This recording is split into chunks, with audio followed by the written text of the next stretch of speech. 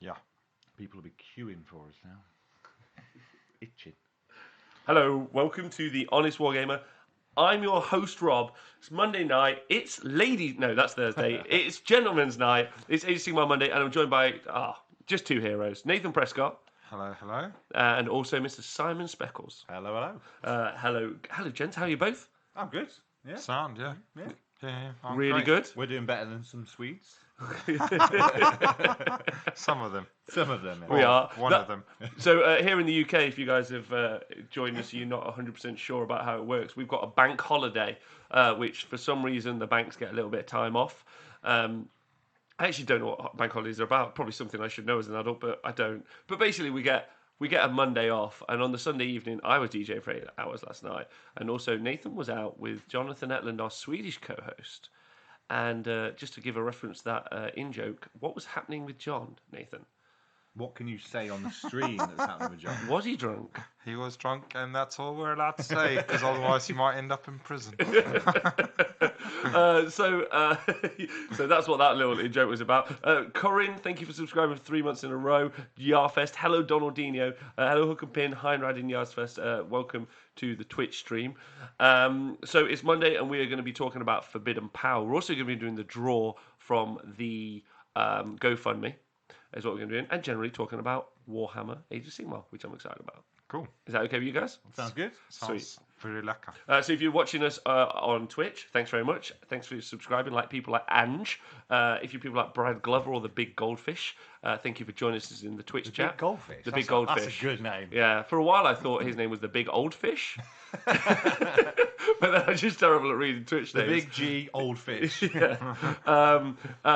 Massive thank you to everyone watching on YouTube and hitting us with those thumbs up and leaving comments.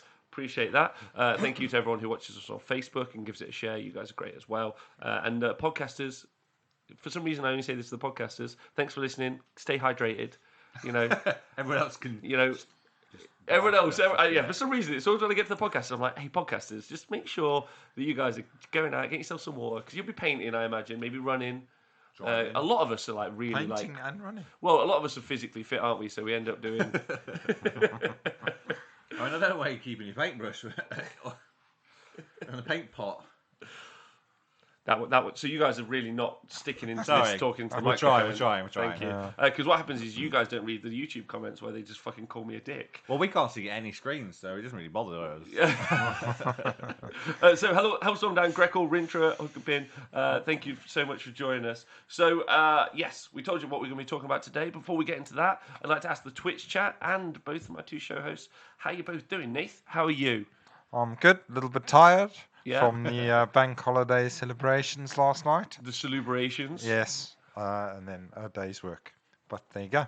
Okay. But yeah, otherwise good. Sound, yeah. Can't Good. complain, really. Good. Hey, K-Dread. Big Goldfish wants to say, Speckles, I'm your 40k equivalent. The spectacularly shit Wow. out. That's what he says. And also, Hellstorm Dan says, Nathan, good news. I found you an ale guzzler. Sweet. Would that be 3 ale guzzlers you can run now? Is that so you can just smash all the feck? Yeah, I thought so. just- Because we all know that's the ultimate way to destroy a feck dragon. Yeah. El Guzzler. I mean, I've seen it happen Drunk lads. ridiculous amounts of time now as well. Yeah, Oh. yeah. Yeah. I've played against Feck. I've played Oh, against your Feck last week and Tom's Feck. And that Gristlecore General charged 10 Dwarven Warriors and I killed 9 of them. What a coward. Yeah, they are great. You see, you can't see them. Yeah, They're this low that they just can't get down to it. that was great. You, so me, LLV, the stats machine, and everyone else is complaining about them. Basically, don't know what they're talking about, right? Can't even kill 9 Dwarf Warriors. So, FYI, everyone, we fixed Feck. There's no issues with them anymore. Well, It's just fine. possess can beat him. Done. Nathan, did you win the game? No. Was that in the first round of combat? Did they attack again? No, I don't know if he attacked again, actually. I just remember thinking, well, not that bad. wasn't very impressive. We just want to say thank you to Combat Fear Podcast for subscribing 10 months in a row. He says the whole world is hungover, but another bank holiday he gets to watch live, which is great. Colonel Cabbage, I'm knackered, done 8 hours of Corn versus Sinesh today. Wow. That is a lot of. And what guys, Twitch chat, what gaming have you guys done? Nathan, I know you've done some too, so I'll let you hear about it in a sec. Richard says, watching on behalf of Mr. Sava, who's playing in a dungeon at the moment, apparently, with dragons, so he can't see who wins the draw. Oh, that's nice. How's I'm down? I'll read it next time I'm down about the old girls there. Donald Dean says, question, Rob, are you humbled by the GoFundMe? Humbled enough to cry? Cry. Show us your tears. We'll talk about we'll talk about, as we get towards the draw. We'll talk about the GoFundMe, but not humbled. Humbled is it seems like a lackluster word for the feeling I've got. In fact, almost emotionally detached because it was so incredibly magnanimous and gracious. So I don't. We'll talk about that later, I guess. You can't well up too early on. I also probably can't well up because I'm dead inside. So. Well, this went dark really fast, didn't it? Fucking millennials, Nathan. It's a few hours now. We've got to go forward. But Nathan, you've been playing some Warhammer in the past week. Yeah. We all went down on Wednesday to Warhammer World. Had a bit of gaming. Yeah, and what games did you play? How did you find it? And how are you feeling about Warhammer at the minute? Just your general Age of Sigmar life. Yeah. Well, I took the Dispossessed. I took the battalion that they have. So I had a 2-drop army, I think. Yeah. It's bonkers. Oh yeah, because you've got the ether wings. Well. Yeah. It was quite fun. Played against a Gits list with loads of endless spells. Managed to lose to that. Play against Iron Jaws, poor Iron Jaws. So Did they win? no, they got shot right off the table. And then played 2 quick Who games. did you get shot off by? By the Dispossessed. By the Dispossessed. Yeah. Your Iron Jaws got shot off by your own Dispossessed. Well, it wasn't my Iron Jaws. It was Pete's Iron Jaws. Oh, right, okay. Sad face. Yeah, sad face. See, but what's nice, can I just say this, and this really does relate to the Sylvaneth Battletome review we did yesterday. It's nice that they are releasing kind of like a series of books that can all just play around at the same level. Like you can now just kind of run events and you can be like, well, we'll just put like Legion of the Gash, Daughters of Cain, Fleshly Court, Skaven, yeah, Einethicin as well. We'll just be like, you guys have your own tournament, yeah. We'll And have then our own the Iron Jaws of the Dispossessed players are like, we're having a fucking cracking time over here, lads. Where's the Sylvaneth going? Darkling Covens, oh, they're straight with the Iron Jaws. Yeah, they're in there just having a great time. Like, because the Dispossessed, like, my army is a 12-drop, and then the fucking Sylvaneth players' faces are going to light up, and they're going to be like, I spent £412 on trees. Get ready, you're fucked. That's going to be sweet. But no, actually, his is a 2-drop.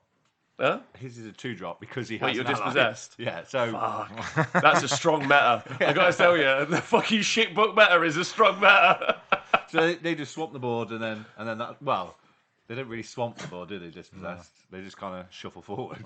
You can get a lot of Dwarf Warriors on the board. You can, yeah. Yeah, but then they can't really go that far, though, can they? Yeah, I did find them struggling again in combat, the Dwarf Warriors. Again, it's just go to the shooting units to do all your work. Or just, why don't you make them attack twice?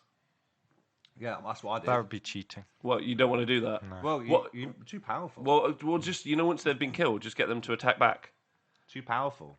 They liked it. I think they need to hold themselves back so they don't just take on the world. Well, yeah, I mean, it just sounds a bit dodgy. That Does that a bit dodge? Yeah. But generally, you had a fun time. Yeah. Can you tell me, because this was an amazing piece of tech, actually. So you were playing against the gorgeous, if not very short, but wonderful, Nick Thompson. He's not that short, yeah? Which is why when you bring it up, I'm always like, why are you being such a dick to Nick for? Yeah, it fucking really upsets me. But my question is, something really clever and techie happened with the end of spells, and do you want to tell us about that? Oh, yeah. So Nick had loads of endless spells. Was busy smashing me up with them. But then in the turn, he won the turn, I think, and took the turn. So I managed to use the Geminids against him, which is in its own right is legit. It's a great spell for fucking people over. So fucked him up with the Geminids, but then I managed to drop the Geminid in front of the pendulum so that it couldn't move. And then that's clever.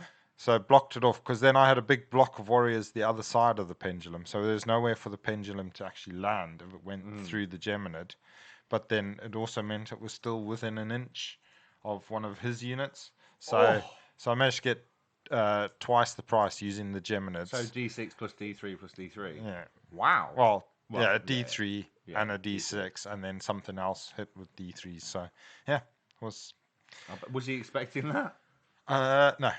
I wasn't expecting it till I was like looking at the board thinking, right, well, can you move the Geminids? And then it was like, oh, if I put it there, then that'll shield me. And then I was like, and not only does it shield me, but it's within range of those dudes. Ooh, baby. Ooh, baby. That's impressive. So it was great fun.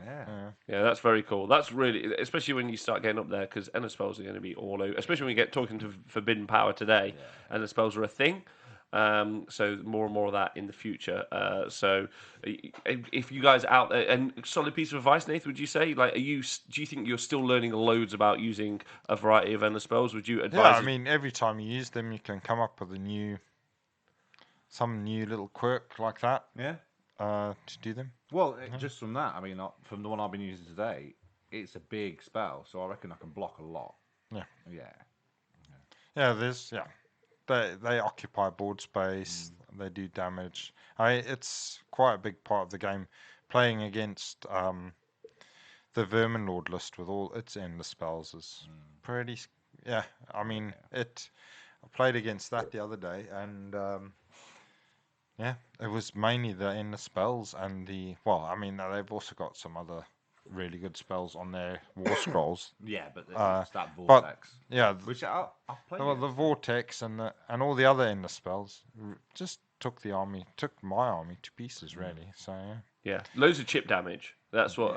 That's one of the things we were talking about a little bit on the AOS, on the Sylvaneth review. Yeah. Like, there's a lot of mortal wound chip damage. Yeah. So it all adds up definitely. That especially if you can get stuff that affects like an area effect. And then and then some of the spells, like just the basic spells that they've got on their war scrolls, are serious damage as well. Yeah, so, absolutely. All right, cool. So interesting tech and cool. Any other games? That's you done. You played an amazing person, didn't you, that day? 2 amazing people, 3 amazing people. You played Nick, Tom, and that idiot. Played Nick, Tom, Pete, and yourself. Oh, so 3 amazing people. I had 4 games. So, you have 4 games in one day. Got my money's worth. Well, they were pretty quick. It's free in it to go. And he definitely got his money's worth. Hooker Bin, thank you very much for the 245 bits. Also, big shout out to Tristan, join the chat. Shadowhammer, wherever you're watching from, very excited to see you. And also, Rintra is loving Nathan's t-shirt. Nath, big Street Fighter 2 fan? Sure. Who's your favorite fighter? The Mexican. You got to say it into the microphone, brother. That's how it works. The Mexican. Do you know the Mexican's name? No. Perfect. Okay. All right. I don't even know if there is a Mexican. So, Simon, you played some games today. I played today, yeah. But you also played some games last week. Yes. You're playing with your flesh eater courts. Yeah, I played 2 chumps, smashed them properly up. Some chumps, did you just say? Wow, fucking hell. Well, one chump Speckles gets 4 at one event, and all of a sudden everyone's a chump. Wow. Well, those chumps are yourself. Yes, you did play me. Yeah, I played both of you, Yeah. And you were the first one to take... Did you take all my dragons out? I tabled you. Bar the ghoul... Oh, yeah, but I triggered you right at the end, didn't I? So you thought you had the win... But then he forgot I could pile in twice with my which flayers. is fucking everyone. Which is just great. everyone, basically. Yeah. I had 3 flayers, 10 ghouls, and a ghoul king left. And just took off your last little hero at the end. Yeah, I took out all the dragons though, which is fun. It's the first time ever, which is quite nice. Especially because I just played knives that day against his ogres, and we'd had what was like an absolute because I brought because it was a fun day. We were having a fun day right? So it wasn't like any. I tried some bull renders in my Chaos Dwarfs, which are just lame. I ran I think they're lame. They're like Gore Grunters, but Gore Grunters they're 40 points more expensive than Gore Grunters. So that's quite a lot, really, because I'm not. Then they're in a pretty poor tier. Gore Grunters aren't a utility priest. They kind of do a job, don't they? They go and they screen a little bit. They go places. They sit on an objective. They're kind of mobile chaff in the Nine Jaws army is how I've used them to a degree. They can do some damage, but they're not like your hammer. Yeah. Bull Render's the same. But then, so I played Nige, and it seemed incredibly one-sided playing Nige against his ogres and his giants. I don't know, man. I played them. He smashed them up. So Nige can smash Feck, whereas you can smash him. Well, yeah, but that's the circle of life. But then I used the same list against you, and it was a fucking nightmare. I don't know. I mean, To be fair, both games it was dicey. I don't think I had. There was no auto winning either. I think But I did do my classic spooky trick on you. spooky trick. Yeah, so the turn one giveaway. Oh yeah, So- but then so- I'll just give it back. Yeah, so I had a crazy amount of drops, and then and we were playing Star Strike. So what happened is Speckle's like, okay, so and quite obviously you take the first turn. So I was like, okay, Mystic Shield, because my army was prepped for if he took the first turn. Yeah. Yeah, so I was like, okay, Mystic Shield, your turn, and he was like, what? Yeah, No. I've played you doing this before because I knew exactly what you'd do. So I did it back to you, didn't I? You did do it back to me. Then we rolled the priority roll, and then You got it. I got it and I gave it you. So I was in Yeah. the same place as we would have been at the top of one had he taken the first turn. So it's Yeah. like a board reset, which is quite cool. Yeah, so we was one down, weren't we? But then I ended up losing. Because all the meteors. The meteors came down in odd places. My army's not that mobile. But also, just because if I'd have had one more turn, so first turn back, Should have took that first turn. yeah, ran into the middle and died. Well, yeah. I mean, yeah. But it was anyway, really fun game. So I got to play those games. But we'll talk about your games today because you played with the Legion of Grief today twice. Yes. I've So tried it we'll out. talk about that later. Yeah. When we talk about Legion of Grief. Cool. That's cool. Yeah. Yeah. I did very nearly lose to you though. Oh yeah. Yeah, I so- didn't win any priorities. No, if you'd on- have got in if you'd either. double turned me once, I'd have been gone. I mean, I don't know how. I think I still would have possibly done okay with the. So I'm a lot more manoeuvrable. So I was claiming the objectives, but because I got the momentum going, Yeah. and you just if you'd double turned me, you'd have smashed me off the board. Like I just couldn't deal with that kind of shots. So yeah, it was a lot closer. Yeah, especially against both Dispossessed. games against the yeah, they were both Gristle Gore. In any of them, if I'd won any priority rolls, I probably would have Yeah. really damaged their army and then just tried to run around. I think I went down to 2 capturing dragons. gold. Yeah. Okay. So, yeah. So I just want to say a big shout out to Elwina in the chat. Hello. So Flukesy says, honestly, I don't think Flesh Eater Courts are that bad. There's just a huge learning curve to play against them. Yeah. So I mean, I'd say so. AKA don't pull the boss. That's the thing. Shadowhand wants to know what you run in Speckles, but we'll talk about that later. In what? FEC or the new one? In FEC, I think. 5 dragons. Pardon me? 5 dragons. 5 dragons all the way. That's it. In Gristlegore. Yeah, and Gristle Gore with a Ghoul King. That's the whole list. Done. Yeah, good. Easy peasy. Not hard to do, right? Well, yeah, so I played some games last week on the Wednesday, which was fun. I got to play against Nige. I again used the old Zangor Shaman with the rocking out with the Wildfire Taurus. Just love that spell. Just loads of utility, really interesting. I did my first Unbind cast. First time I've done it. Like unbound it off the board, then recast it on the board, which was quite fun. Just for its repositioning because it's super mobile. So because the Zangor Shaman's super mobile, so if you get off on a turn, whip it 24 inches forward, then like a couple of turns later, the Zangor Shaman kind of chases it. Like another wizard unbinds it, and then he's deeper into the lines to cast it some things, and was really useful against your Flesh Eater Courts because 3 of your dragons were striking last. Yeah, and then you did it to yourself. Later. Yeah. Yeah. Well, no, you did it to me. No. You moved the guy over it. Yeah. Then I stopped you, which was handy. Yeah, Right, I otherwise wouldn't have it done was it to not. myself. That would have been. I'm a masochist. Yeah. It's very good to use. Very powerful. There's a lot out there now that can just shut down combats. A lot. Always strike last. So strong. Yes, there is. There's a bunch of options, realistically. All right, so gaming, great. Sylvaneth Battletome got put up on for sale on Sunday, which Was it still out for sale or not? no. Then they took it down from sale, but we'd already purchased it, so we've done a review. With your memory. I purchased it and then just Memorised it and then and then just got read this. it. Yeah, purchased it and then never went on the internet again. So iTunes couldn't take it off me. So that's fun. So we got that. That was cool. So we managed to read that, and it seems not great from my first reading. Like not great, but it like a good book. Like the Sylvaneth book is what I'd like all books to be. That it tidied a lot of stuff up. It was a lot neater, crisper as a book. Like lots of it made sense. There were almost no conversations we had to have about interpretations, which is great. Sad, obviously, if you go back and listen to the show, kind of the TLDR is sad is that you have to buy a lot more a lot more trees if you want to play Sylvaneth.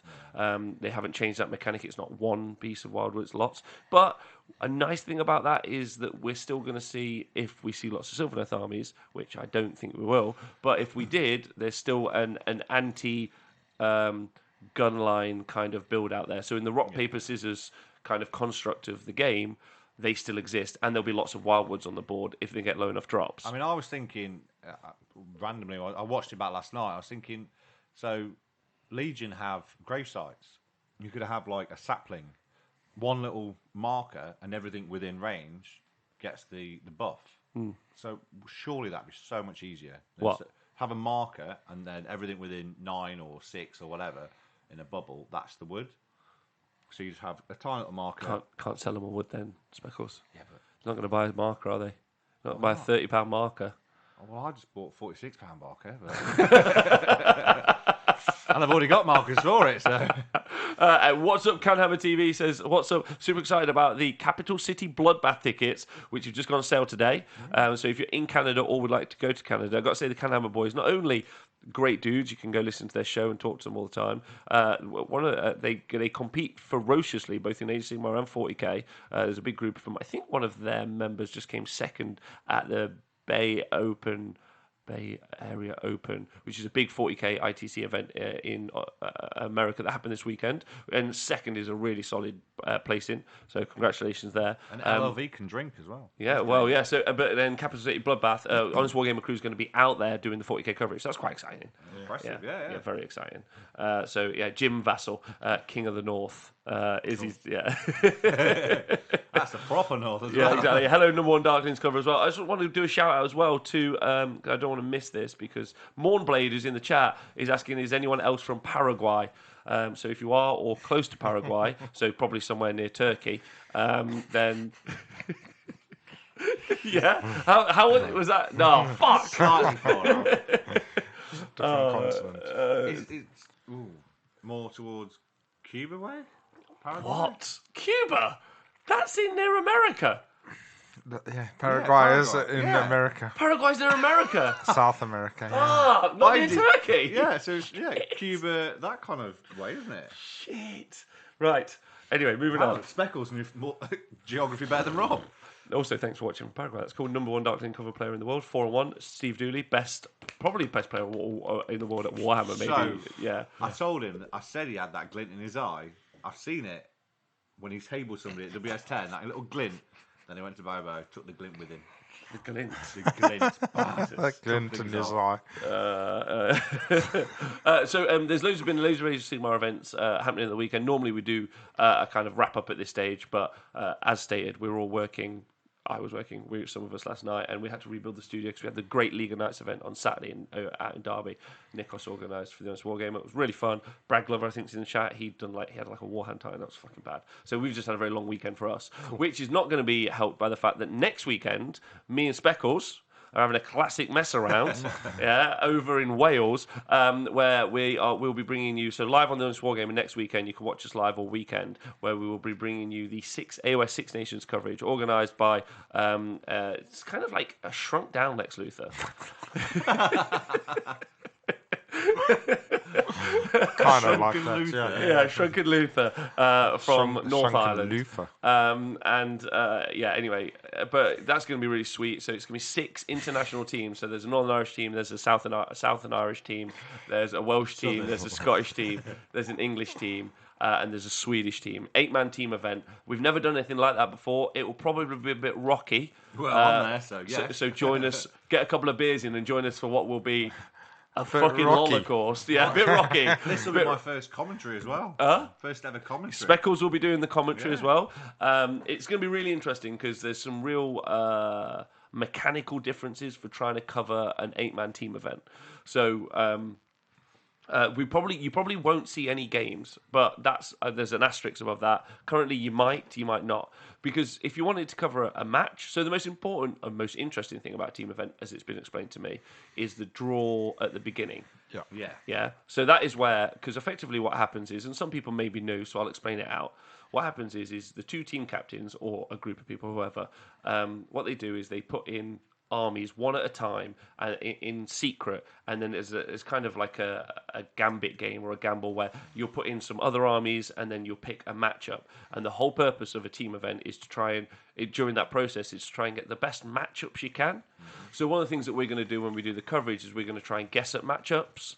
Which will be fun. Then when the matchups happen, we will decide whether or not they're good and bad. If we get time, we're going to try and talk to the team captains and say, "What do you think that was a good matchup or not?"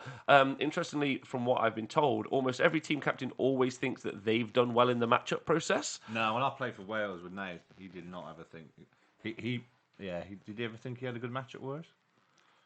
He tried really well. No, he did try, and he got a fair few good matchups. There was a few bad ones, but yeah.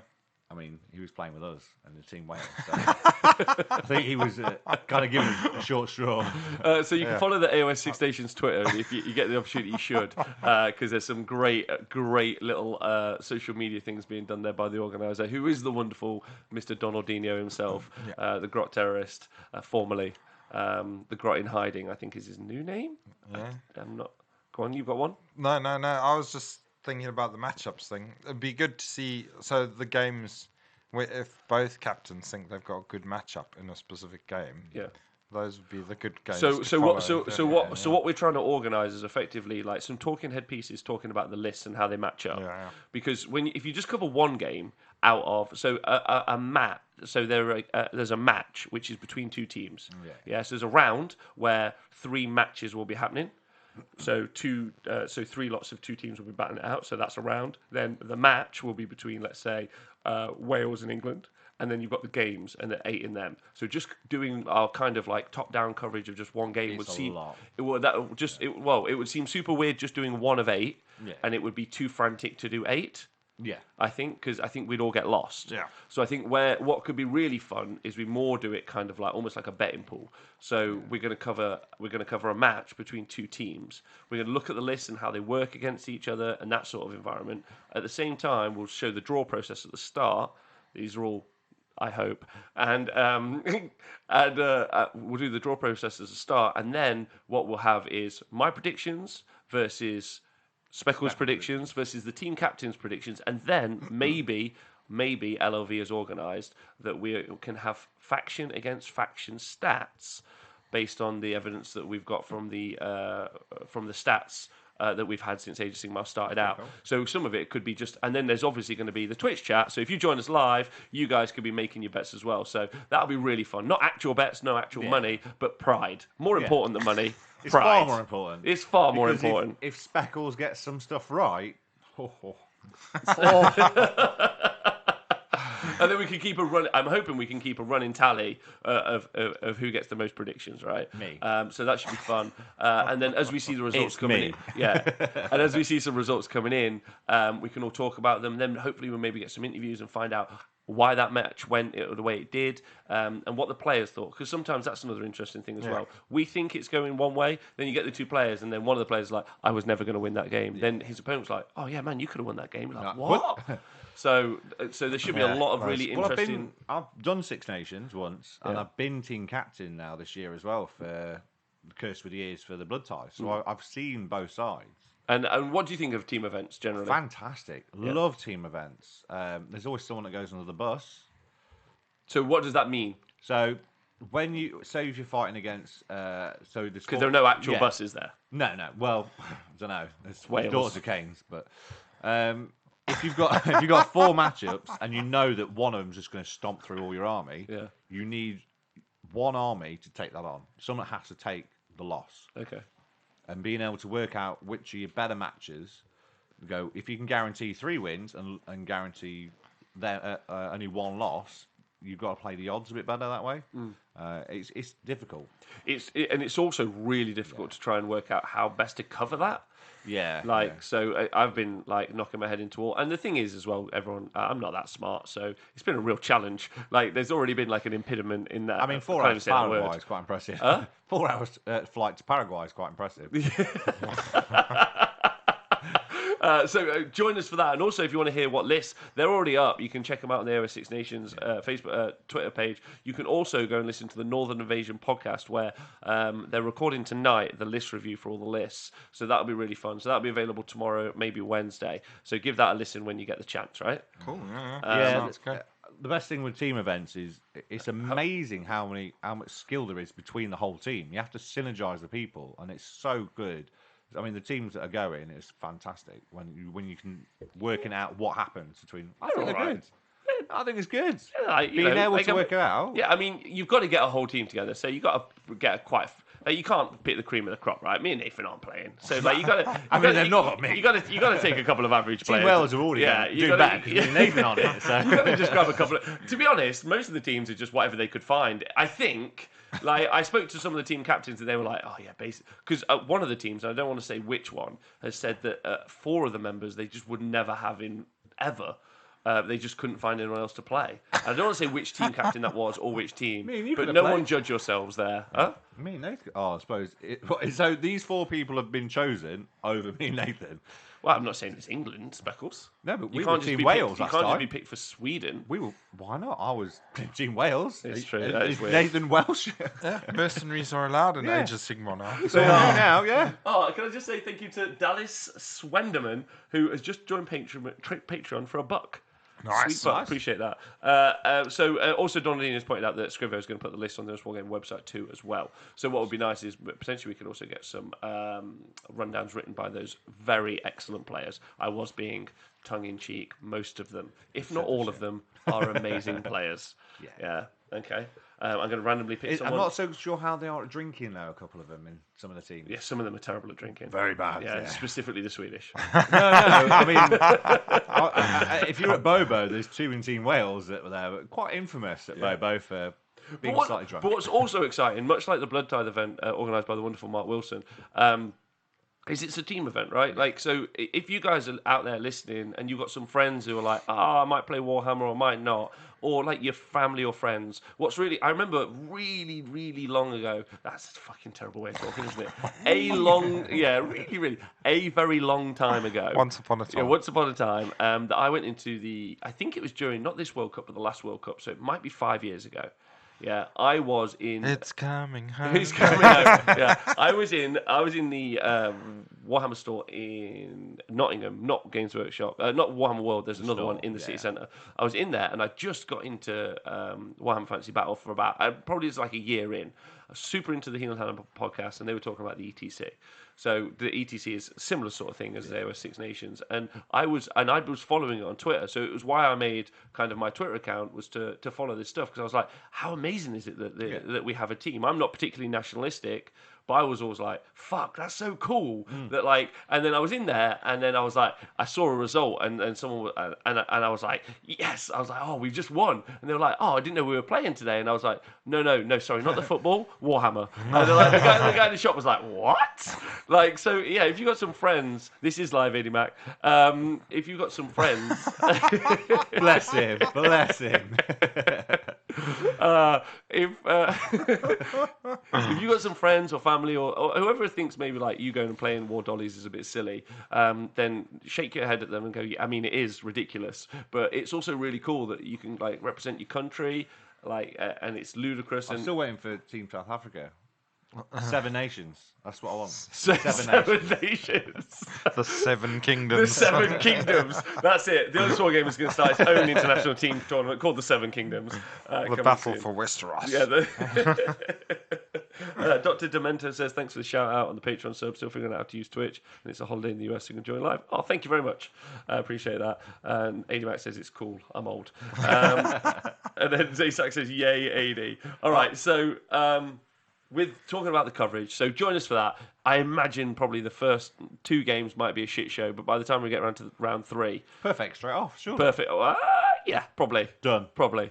Yeah. I'm going with it. Yeah. You hit the ground running. Yeah, Boom. for speed. I'm We're not- completely not we're built quite for the speed, Flash, not for it's a comfort. splash. So talking about world class coverage, so obviously last week on the show here, we'd done the Bobo coverage the week before, and last week we'd had a chat about the fact that I'd like to do even better coverage, and I think the thing that was really holding us back was having some sweet ass cameras to do some sweet ass shit. Which was nice. Like, that was cool. And I hadn't really thought loads about it, truth be told. Go on. This is where he's going to cry. I'm not going to cry. That's not going to happen. Number one Darkling cover says, maybe playing War Dollies is a bit silly, but I have met some of the nicest people in my life because of the hobby. True story.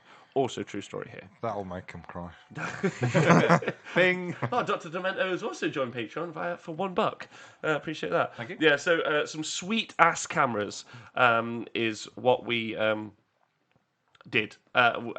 We spoke about that, and then I put a GoFundMe up, and then all of you were just dumb as fuck and just went crazy. Like, it's probably not the right thing to say about you all, but like, so someone like donor that doesn't want to be talked about, just straight out bought a camera, and then I put up the GoFundMe for the other camera, and then you all like smashed that in 24 hours. And then after that, you were all like, let's keep going. But then other stuff happened as well. Like, so Darren didn't have any money, so he put up like his one of his like towel models for sale.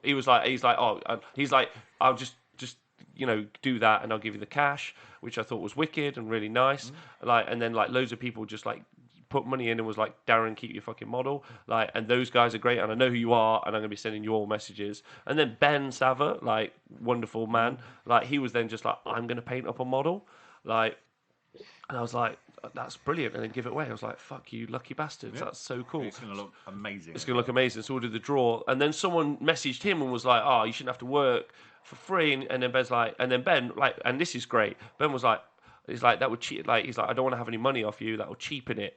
Like, but then, so someone's offered to give money to upgrade Ben's initial offer to a monster, and he's going to paint it up for free for you. Like, it's just amazing. So we're going to do the draw for that in a minute. So just crazy, and you all guys just were wonderful. So thank you very much. There's tears. There's tears. There's no tears. There's no tears. He's all cried out. Did you get out just before you went on the show? But He was crying last night when he was cold. but yeah, it's super humbling. It's super humbling. And I don't really know what to do. There's no way to say thank you because it's life changing. But it's also it's going to be game changing, not game changing, but like changing for what we can do when we do coverage. And that's what I'm really excited. And I think what's really amazing is that all of you out there have seen the coverage, and then you want more coverage. So it's like a little bit of a litmus test, really. Because now I'm like, because I don't feel like not wasting my time, but like. We could just turn up to events with one overhead camera and just do some chatting, and that'll probably be okay. Yeah. But then everyone's like, no, like, fucking make it good. We know what you want. Yeah, get good. And you're like, I mean, that's a lot of pressure as well, which is quite scary. But, like, ultimately... don't fuck it up now. I know, right? Like, that's actually fucking really scary. Like, it's super fucking public. It's just... It is scary, because also... There's the aforementioned I'm not that bright. You got this. It's fine.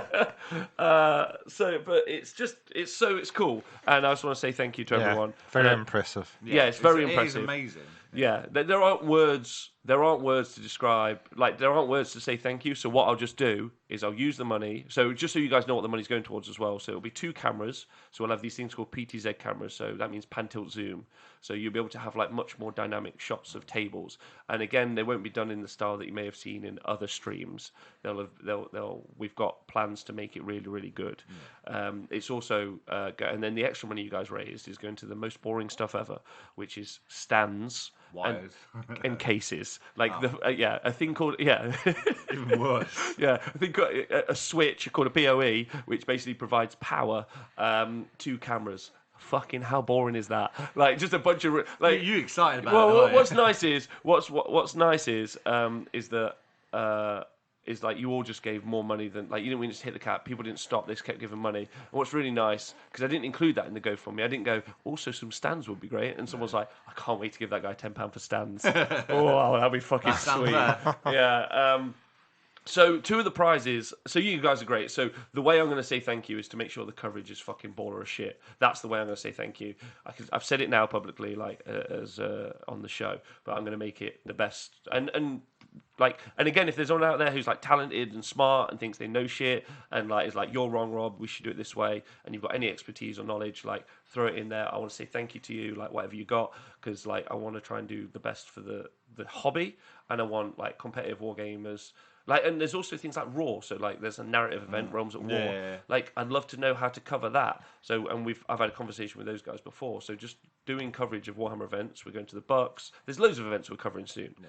So, you guys are going to have better Warhammer coverage because of you guys. So, I mean, I can't really ask. Yeah. Like, so I'll stop talking. Good job, guys. Yeah, good jobs. Yeah, and girls. Yeah, you guys are just the best.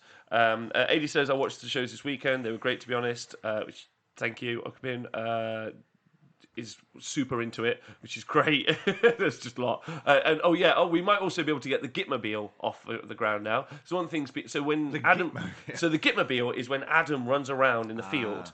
So Adam currently runs out into the field, and then reports back and goes, "There's an amazing game on table 3," and you're like, "What's it look like?" He goes, "I'm going to describe it with words." And you're like, "Oh, that's okay." I really thought you were going to put Adam on a Segway. Yeah, well, I thought that'd be amazing. Just.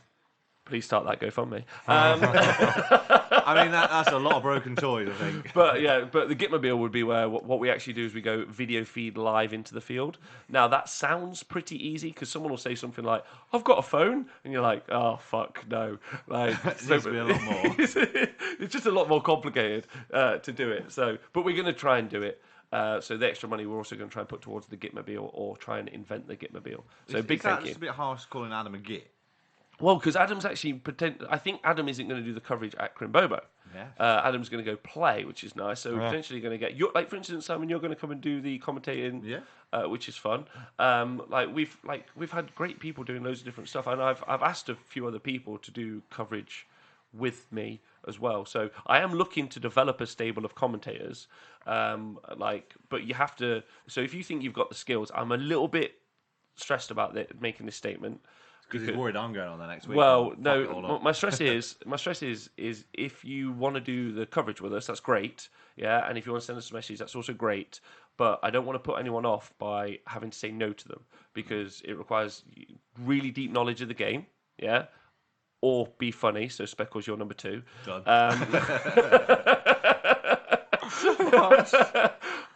So true. And also the that book of gags. Yeah, and the capacity to work in what is an incredibly fun environment, but try to maintain like some level of professionalism. Not want to roll dice. Not say goat whore, Nathan.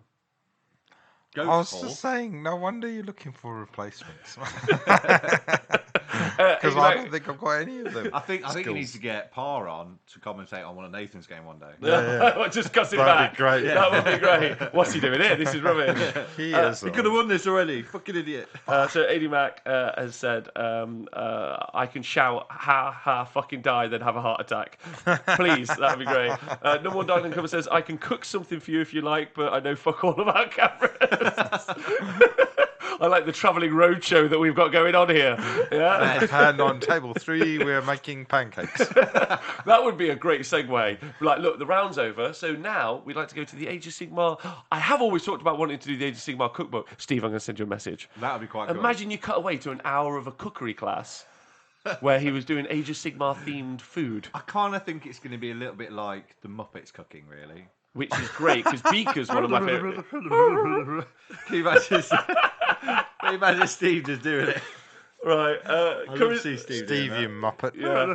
Curran says, I'm more of a competitive player, but I was also interested in more narrative play, but it's kind of intimidating because the coverage of it's so hard to find. I'm excited to see coverage of narrative events. Okay, Corin. Yeah. Yeah.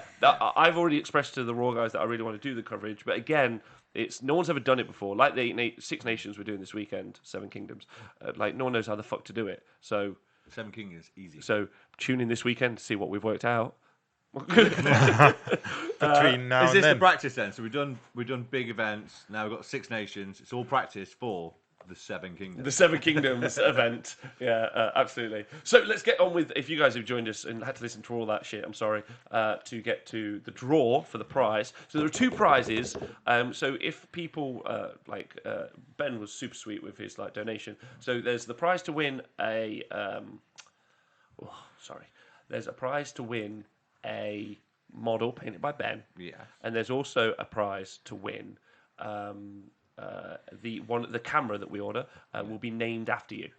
You can choose its name. Choose a name. So one of our cameras has already been named. So then the other camera will be named. So when we cut to the camera, it's not Speckles' shit, is it? No, I mean that would be excellent. And whoever wins this does get to choose. Yeah. So, and then so there are 2 prizes. So I'm going to take us to the screen and hope this works live. I love how it's taking us to the screen and we can't see them. Yeah, you can't. Oh, sorry. So you guys should be able to see there. There's a camera face, or what Boy Philip says. That's exactly what I was thinking. So I'm gonna do a tester for everyone. So the first one, this is gonna be really upsetting whoever comes up on the first one. So the first one, I'm gonna do a test so we can make sure we can all see. Because you guys should all see it on the screen now. So I'm sorry about I hope this looks good, by the way. So Speckles, Nathan, do you guys want to choose what? Not yet. This is the test. I pick a winner. I've clicked it. And Brad Glover, I know he's watching. You're not the winner. In fact, Brad, I'll send you a small prize as an apology for not winning one of the larger prizes. There we go. So I'll donate to you a smaller. It says oh my god. So this is organised. So thank you. I'm not much of a spreadsheet wizard, so Donal himself organised the spreadsheet for me. It says Brad Glover, and then he's actually on the spreadsheet included underneath Donal. I think that happens every fucking time. Should I make myself the winner? All right, so you 2 get to choose who. By the way, if it comes up anonymous, obviously we'll redo it. Because there are quite a few anonymous donations. Okay. So, what do you guys want to go first? Name the camera. I was thinking. I was like, what are we guessing? Name the camera, or have a model painted by Ben, by the Erstwood Studios as well. Just want everyone to. I mean, I don't know which one's more impressive, to be honest. It's up to you, Nath. Camera or model. Have your model painted by Studio Erstwood. Let's go alphabetical. Camera. Camera. Yeah. Okay, drum roll, please, everybody. Okay. Everything's shaking. It. Oh, it's won by Charles Nolan. Charles Nolan. Charles Nolan. You get to name the other camera. So we'll go cutting over to camera face. Don't make his Speckles a shit. I can't get that would be funny, especially if we got loads of a couple of thousand people watching, going over to Speckles' shit. Yeah. or you can name it something that Rob. Just put your own name. A little phrase that Rob would always like to say, the fake dwarf camera. Feck or fine. Or the dispossessed destroyer. So congratulations to Charles Nolan. So many things. Is he a brother of the Nolan sisters? I don't know. We'll have to try and find out how to get in touch with Charles Nolan. And obviously, if Charles Nolan is some sort of ethereal person we can't find, like Lyndon Wedgwood, we'll do a redraw at another time. So the final pick. Lyndon came to Bobo. He did. BTW. Fucking big fella, isn't he? Yeah. So having a painted army. I'm not doing this all the time. Yeah. Having a painted model, giant model, is Lucas Maliniak. Nice. I imagine we're going to have to email that to Poland or somewhere. But well done, Lucas. Congratulations. There we go. I'll make sure someone please screen cap that for me so I can remember the names. Donal. Yeah, or Donal. Because I can't find them. I love him. That works. Oh my god, that's cool. We got that to work. All right, so yeah, thank you very much, and I'm glad you guys have got that. Thank you to everyone who donated. You guys are the best. And we're just going to do some shit on coverage, right? Plus, we'll make the camera spin. And also, imagine how cool it's going to be, because we're going to fuck about a lot. We'll make the camera spin on people while they're playing, and just, talk shit about them. You see someone being stupid in the crowd. One of the things I really want to do is, I think maybe just, during the hour break we have sometimes during lunch is on the Saturday, is just kind of just have a roving cam, just pointing people out, and just have 2 comedians who we hire just to roast the crowd. Just you mean John and John? Lucas Milik. So Lucas Milik actually wrote in the. What's it called? He wrote in the. So you can write comments when you left a donation. So Donald's been a superstar, and actually gone and found the one that he wrote. Yeah. So Lucas has written, I believe in your vision of building a wider and more connected community. Thank you for being the leader and finding ways to make the hobby more accessible. Oh, fuck. That has made me quite... Here they come. Here they come. Yeah. Anyway, so that's cool that Lucas got that. And Colonel Capitan says, I'm a Charles, but not Nolan, so close. Anyway, all right, sweet. Okay, sweet. All right, let's go. Nice. That's cool that guy won. We're just giggling to ourselves here. Right, let's move on. Let's actually talk about fucking Warhammer finally. So Forbidden Power came out this weekend. I have got the box. I'm very excited. And me. I'm really excited about Scoot Boat. Cool. The Tuggers. Toot Scoot Boat. You're calling it the Tuggers? Tuggers boat. Okay. Nathan, you two, tell me what you think. What are your thoughts? I've not got it yet. Oh. So, but no, It's all here. it's all there, and I've got some cards Yeah. here that Rob's bought. So yeah, I wasn't even bought I it. have it. Someone bought it me as a present. nice. Yeah. I had to buy my own. A Swedish sexual assault character. That may be why he got it. Just preparation. Yeah, I'm getting drunk tonight. Here's a present before we start. Roving Cam is awesome as it adds to the events. It does Mournblade. I'm really hoping we can get that. That'd be fun. So inside Forbidden Power, there are a bunch of things. Number one, there are the endless spells. Yes. We'll talk about those. There is also the scenery piece. Yeah. There is also a cool set of narrative. I'd like to talk about that in a minute. Cool. Because have you two read it yet? No. Okay.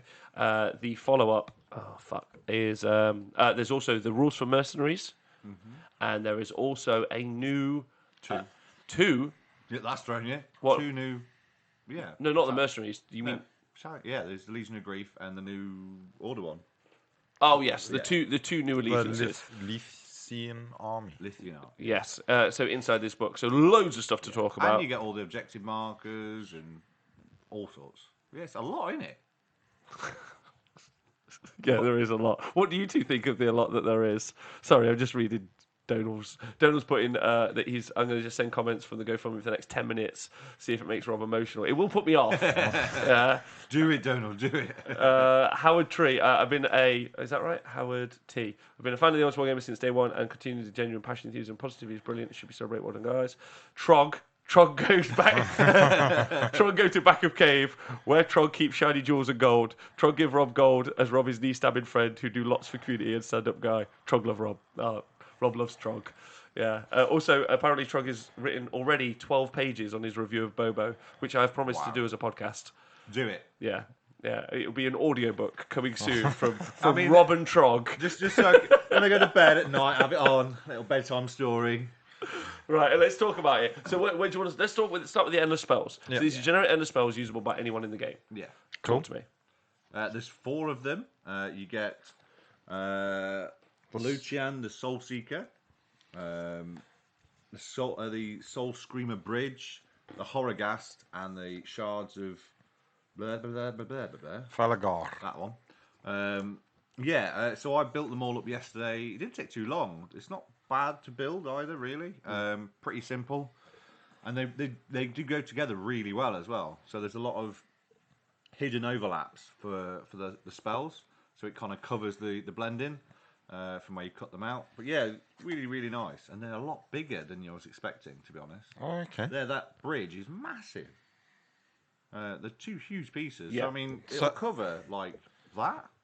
And you can't actually go onto those, can you? So they're going to block. So the name of it I is. don't know. I think you can. I think that's the point of that one. Yeah.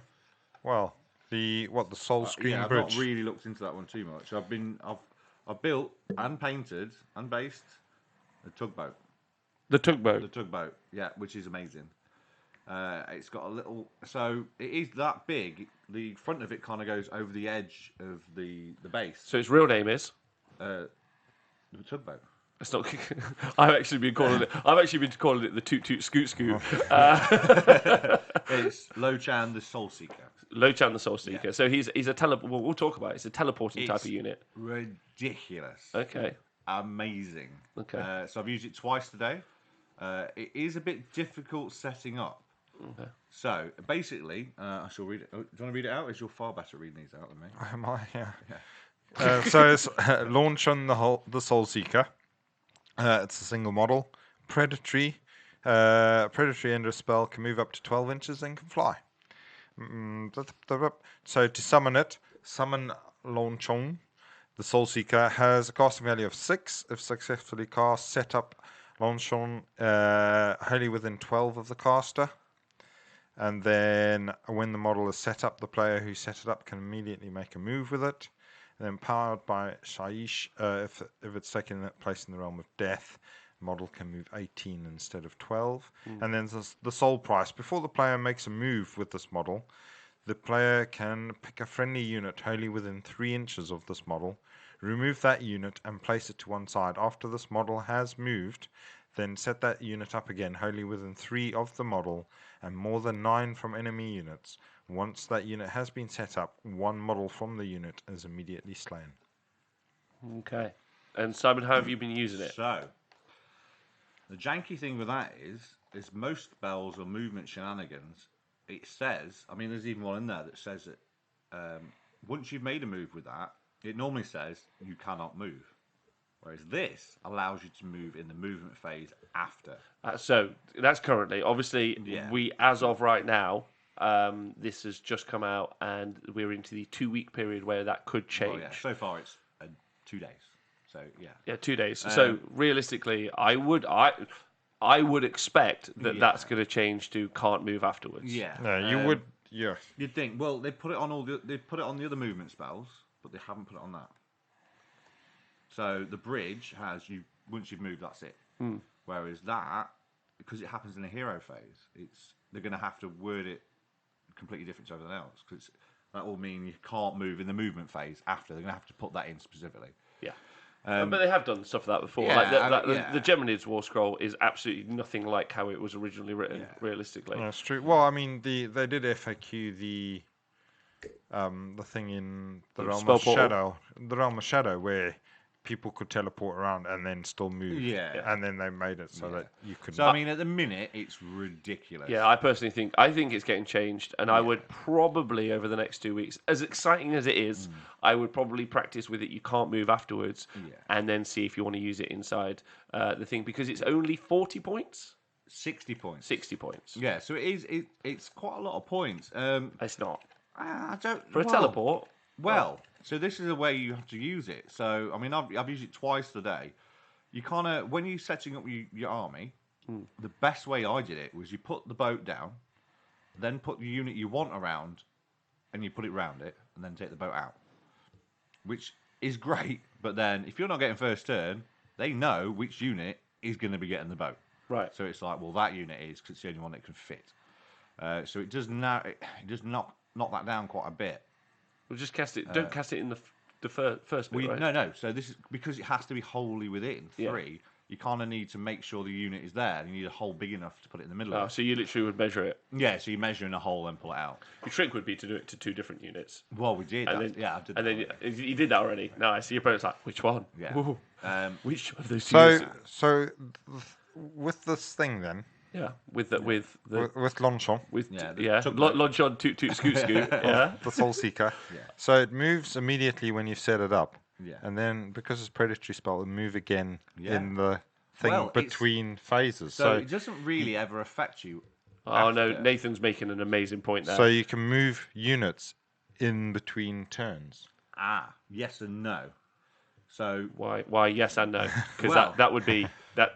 it works, but you have to make sure you've got a unit in the movement phase prior to move around and wrap around it. Yeah. So you have to prep it. Well, yeah, but then you have to prep it. You've got a movement phase to do that in. Yeah, but then because it's 12, or if you've got a shooting unit, it goes, gets out the boat, pew, pew, pew, and then holds there, jumps back in the boat in between turns, goes somewhere else, jumps out. Yeah, I suppose. Yeah.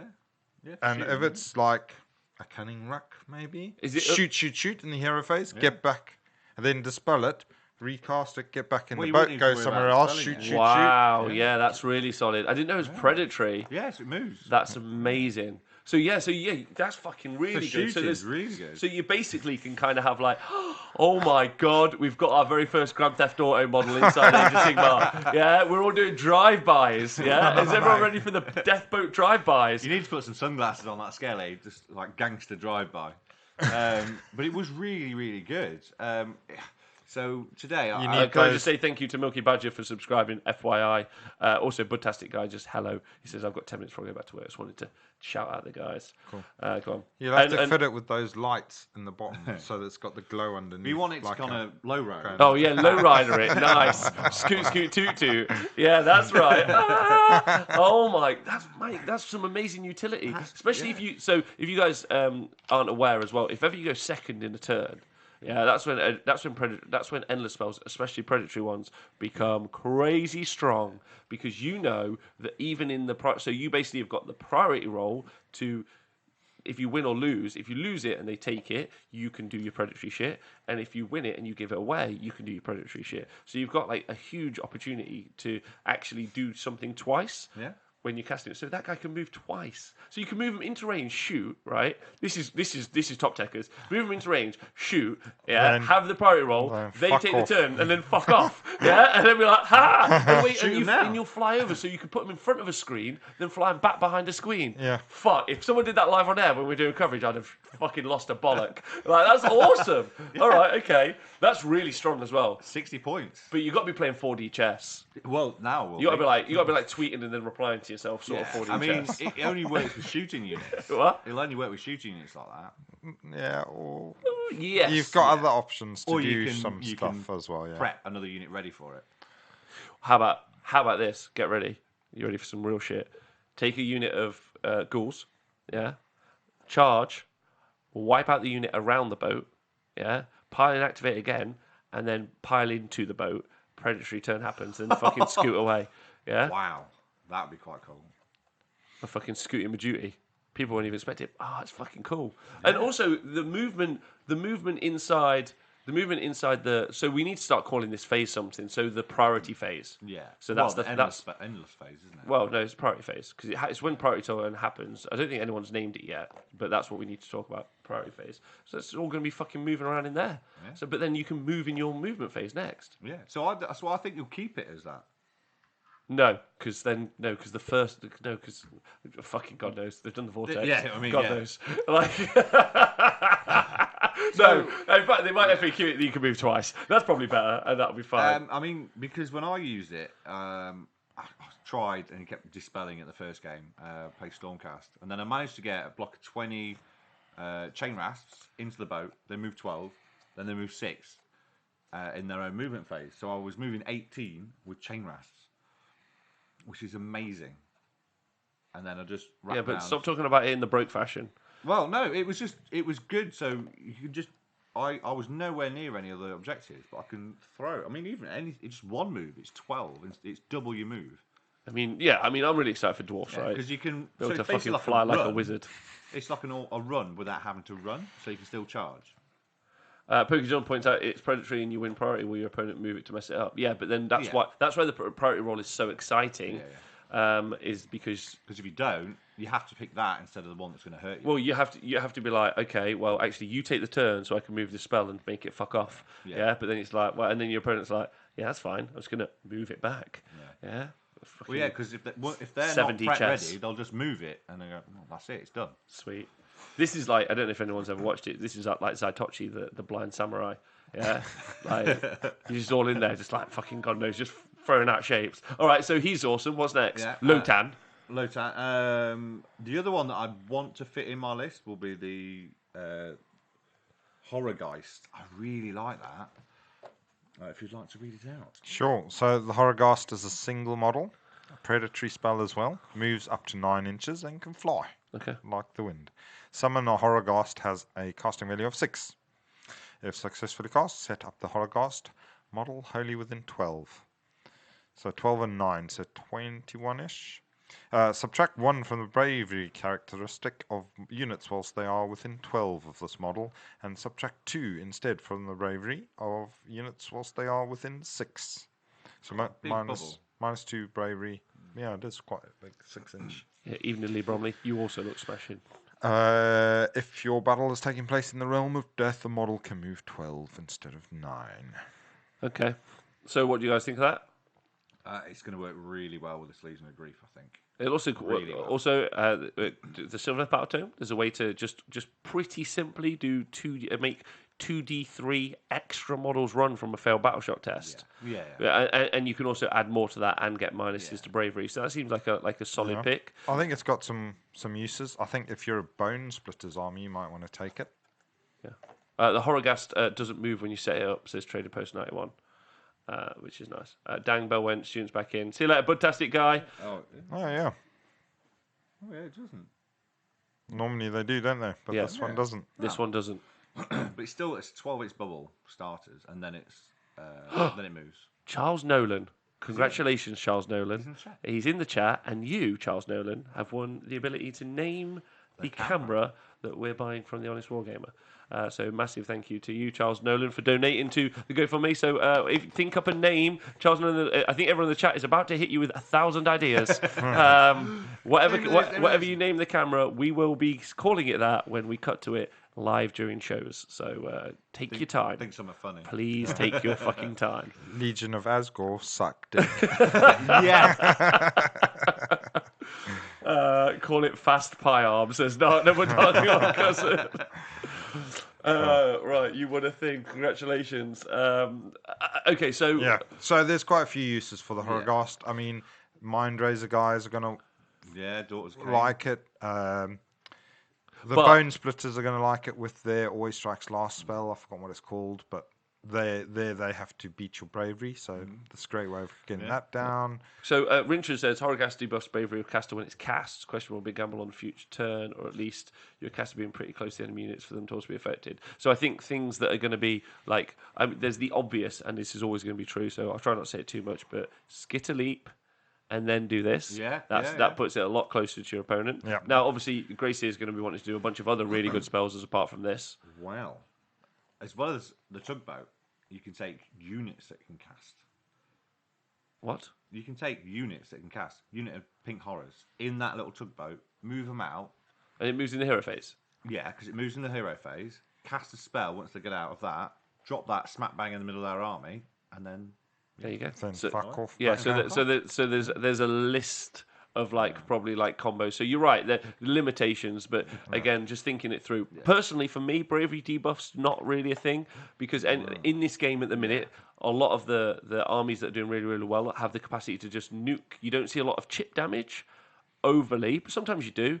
And what I mean by that is 2 models out of a unit die. You tend to see a unit is alive or it's fucking dead. Yeah. That tends to happen. And then there's also a whole bunch of ways to make stuff immune to battle shock. So I generally don't tend to see battle shock being.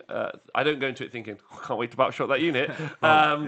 So that's something to think about. But yeah, okay. Yeah, right. It's just How many points is it?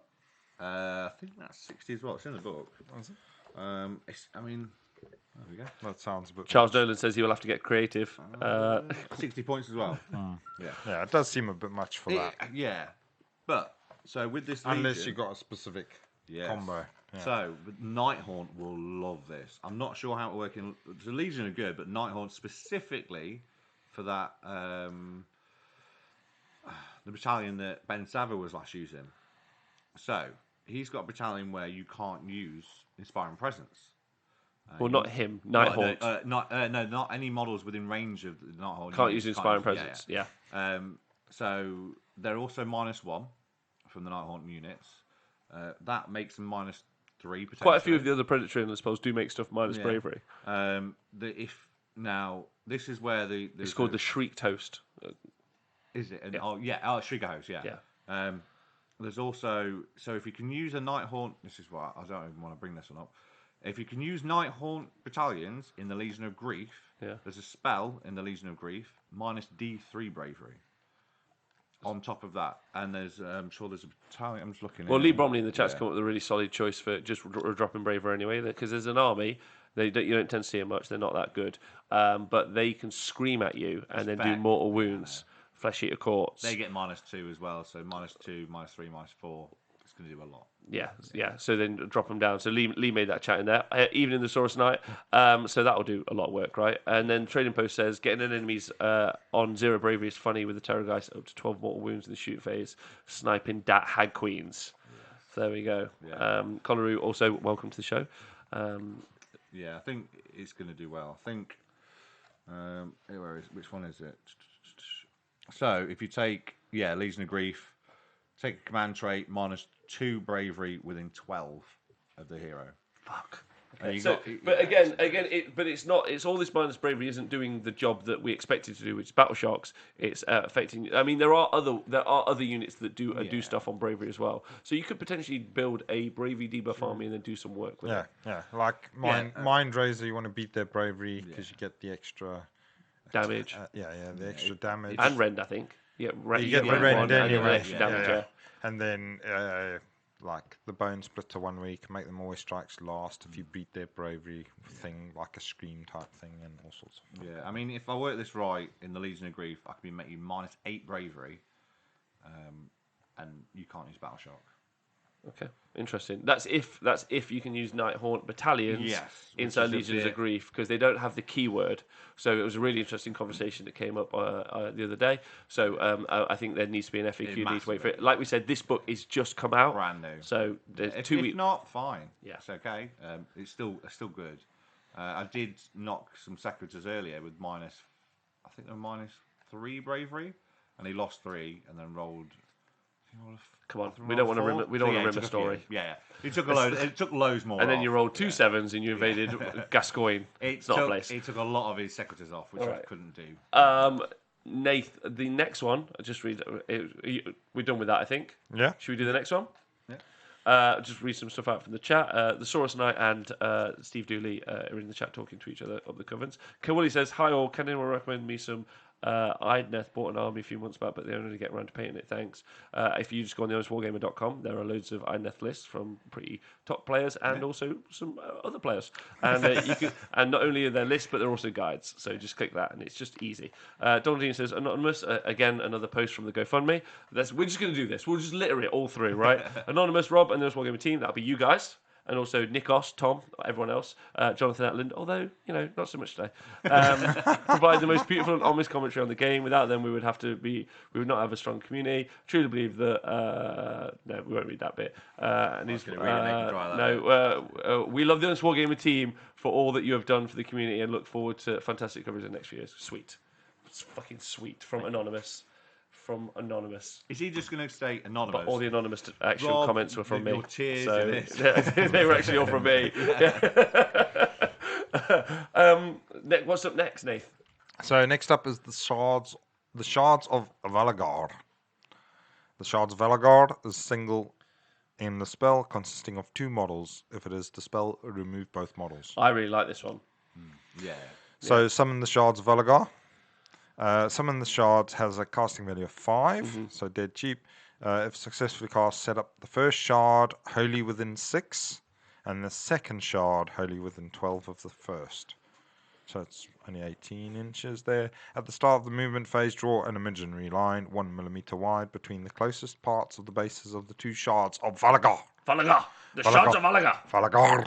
The shards! Models from the 2 shards and the spell, blah, blah, blah. Each unit passed across by this line is ensnared until the end of that turn.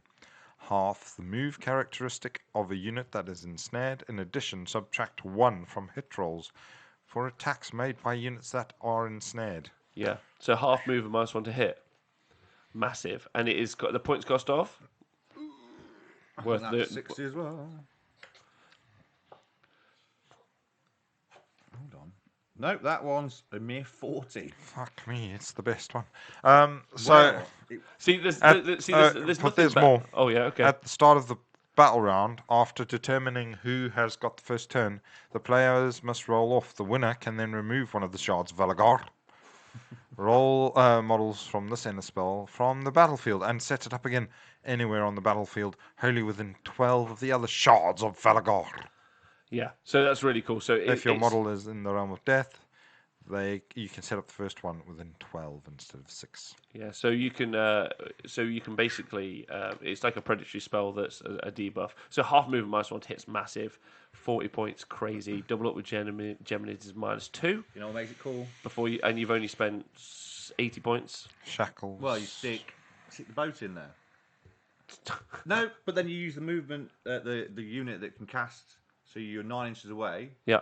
Bung it out 6. That's 3, and then flip the other way over the top. So it's smack bang in their terrain. It's like skipping stones. Yeah, but magical skipping stones. And that range would be massive. Oh my god, this is great. Yeah, that boat helps for everything. Yeah, it's just Launch everything out. Just launch everything out. We've all got our own. But yeah, again, you could skit leap. You could do a bunch of other things. But basically, you can put a character out, and then you get it right into your opponent's only. Half move is go on, Nathan. Oh, you've got a thought. Yeah, come on, Nathan. Hand a gork it and then do it. Fuckaroni. Are you gonna hand a gork it and do it? No, I was thinking that boat. Yeah. Old Longchamp. When you use that with a portal, fuck me gently. What? So what? So you can. Oh my god! Wait, I haven't got there yet. I haven't got there yet. If that's what you're thinking, I don't. Can you send them? No, because it's at the end of your spell. So what you do? So Tell me. because you get out at the end of its move, so you move it Yeah. next to a portal that you've cast before. Yeah. You at the end of its move, the models get out, so they get out, Yeah. and then. But then it's ended its move, so now that portal then teleports it back to the other portal. So you just teleport it back to the next unit that you want to move in that. Wait, so you're making a magical Stargate? Yeah. Holy fuckaroonie. But the problem is you'd still have to be outside of 9. So the models, when they come out of the other Stargate, which is what we're going to call it now, they still have to be outside of 9. Yeah. But then present can move again. Yeah. But no, it's just like you can start lobbing, but then you can get it back into your lines to prep the next unit to lob over. Yeah. In the next. So it's not moving 12. I mean, utility-wise, it sounds amazing. Practicality-wise, I think the game's so fast, it's a bit of a nightmare. But realistically, yeah. I mean, yeah. So that's cool with the boat. But that spell is massive.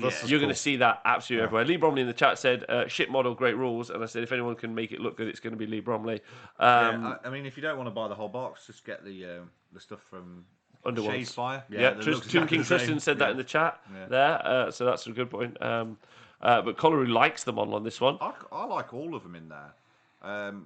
I think these. So what would be see what you don't currently like? So think about it. If you think like the range of Skaven Vortex, it's so large, so it's not really very useful to use the boat with that. But if just for instance, if someone ever tried to backline outside of that 30-inch threat range or whatever, it's got 35 or whatever it is, I'm fucking that up, but it's 35-inch threat range.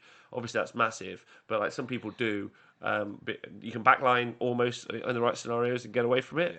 Now with the boat, you got no chance. No. Well, I mean, you can prep ready for that Skaven Vortex. Summon up the boat, move 12. No, you can't if they go first. No, but if the vortex is there, you get your turn. Instead of getting rid of that, pop the boat out, move 12 out. I'm taking a unit. No, it's only one unit. I don't understand how fucking horrible the vortex is. It's going to hit your whole army. I don't know. So, saving your 10 ghouls isn't going to be a big deal. I don't know. It didn't do much today. The problem is that let's stop. We'll stop on that one. The vortex will stop the old Longchamp from flying, won't it? Yeah. Does it affect endless spells? It affects. Things can't fly. Models. No, wait. Yeah, no, you're right. Wow. All right, next one. So, but the pyramids are fun. Yeah. I think they're really good. For 40 they're really points, good. Yeah, you're going to have, just FYI, you're going to have some really uninteractive games where someone's going to just teleport forward, they're going to do that and shackles, and then you're going to be stuck in your deployment for the whole game. Yeah. But Huffer. I didn't write the rules. Yeah. So just what you need to do is learn to play better than that happening to you. Yeah. Science. I mean, the Vermin Lord list is going to love throwing those shards of Valagor It is. into people Yeah. with a vortex. Nagash is going to love doing it. Bless you. Yeah, there's going to be whole armies that are going to love shutting it down. I mean, I'd love to do it to Idneth, just make them slower. Zangor, I'd love to do it to them as well. You shut my fly down, I'll shut yours down. Yeah, Shards of Valagor. Yeah, I mean, I think the Gloom Spites are going to love that one as well. So, and it's universal. Which you're going to see 2 little moons. Yeah. Yeah, that'd be cool. Yeah, you could like the rules are there. Just mod it up. Make whatever you want. Yeah, make whatever you want. Next up. So then the last one is the Soulscream Bridge. So the big ass bone bridge, Decepticons, which is weirdly what I call anyway. Soulscream Bridge is a single endless spell consisting of 2 models, and it costs points wise. But keep going, Nathan. If it's dispelled, remove both those models. Summon Soulscream Bridge has a casting value of 6. If successfully cast, set up the first Soulscream Bridge model wholly within 6 of the caster, and then the second wholly within 12 of the first. At the start of the movement phase, friendly units wholly within 6 of one of Soulscream Bridge model from this end of spell can move across the Soulscream Bridge. If they do so, remove that unit from the battlefield and set it up again wholly within 6 of the other Soulscream Bridge model from this end of spell. More than 9 from enemy units. That unit cannot make a normal move that phase. Sweet. So another teleport.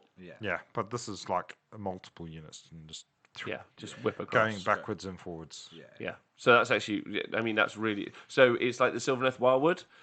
You don't have to buy 40 of them though.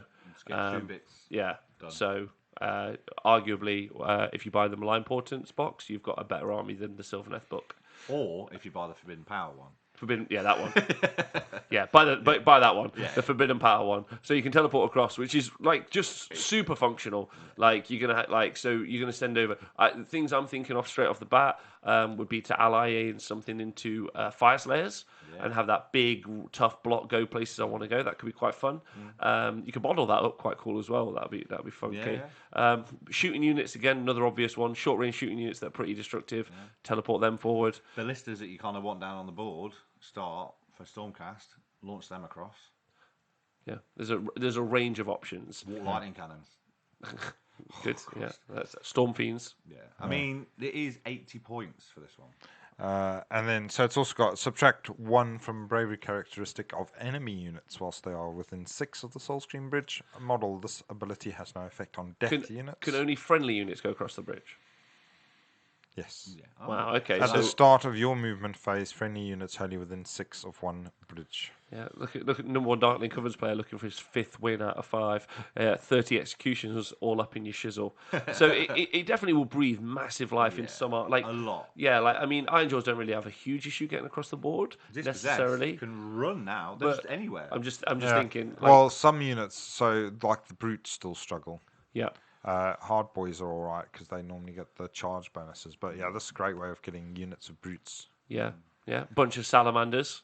Oh, baby. They don't need to worry about that. They just teleport up. Yeah, but you can teleport a unit, but now I can teleport 4 units because they're quite small bases. Tell that to the Jameses. Yeah. I'll explain later. Okay, but you can teleport a bunch of stuff, which is, I mean, I'm just trying to think about what it impacts realistically and what units can go across the board. You know, I mean, it's really interesting. It's Shooting units seem like the obvious choice. Yeah. Wizards, like, if you think you're maybe going to get the next turn, get onto objectives. I mean, it's super useful if you've got, like, quite slow characters for, like Arcane Power and places like that. Like, I know my Dwarf Wizards are pretty slow. I mean, I can't wait to teleport 30 Fireglaves across that bridge and just fucking shoot something. That would be fucking great. And also what's nice is... builds a block as well. So it blocks you stuff. Teleport and then you just land behind it. Now you've got a whopping great big thing between you and your enemy that they've got to go around to get whatever it is. You could also possibly put a Palisades like nearby, or even a fucking Gravetide. Like a Gravetide's a solid choice because that's also a massive base. It is cheap as fuck and it's rubbish, but like it will block up. If it's in your face, it'll block up some big space. I mean, the boards are going to be full of stuff. And to be fair, that's probably the best. That and the Tugboat. For me personally, the best. Nah, the best one's the most impactful in game, in my opinion, is going to be the bridge and the shards. Yeah, I mean, I love the look of the bridge, but I mean, playing Death, I don't really need to worry too much about many maneuverable stuff. got a lot of janky movement in my stuff anyway, so I don't know if I'd use it.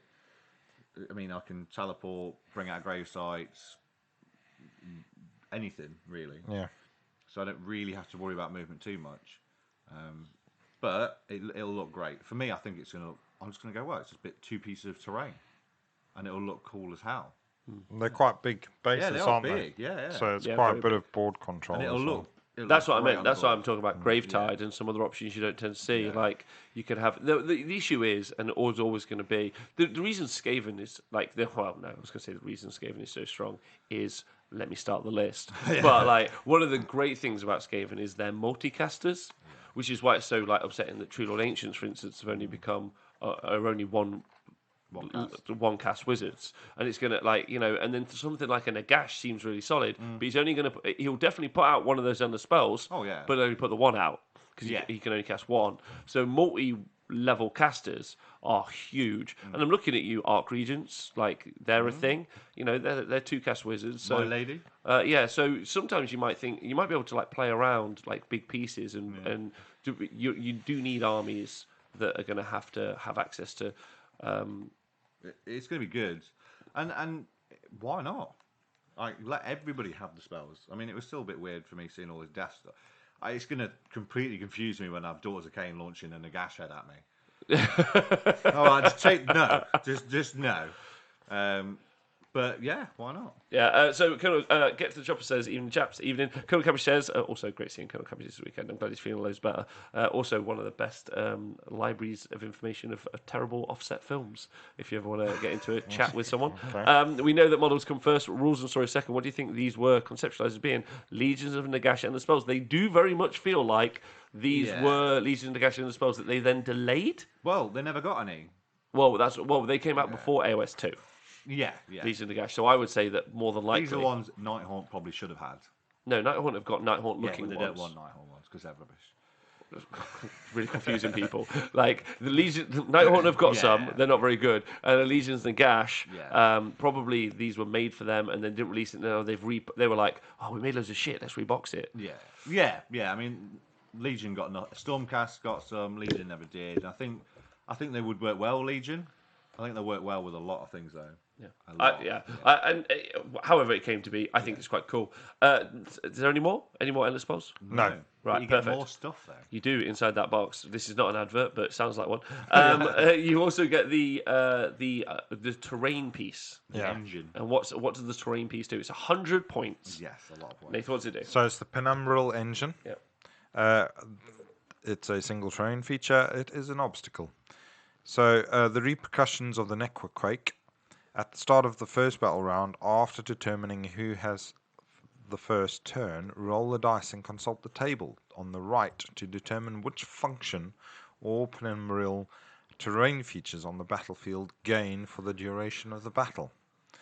So on a 1 to 3, they are the Orrery of Obfuscation. I'm so glad you're reading this, not me. Of Obfuscation. What's really nice is I learned the word obfuscate last year because it's quite a cool word, and I try and use it a lot. And now I get to. Now you get to. Now you get to use it all the time. Obfuscation's That a tough word. ordinary of obfuscation Yeah. is all over you. So re-roll save rolls of 1 for attacks that target units wholly within 12 of any penumbral terrain features. Yes. And then on a 4 to 6, the ordinary of illumination.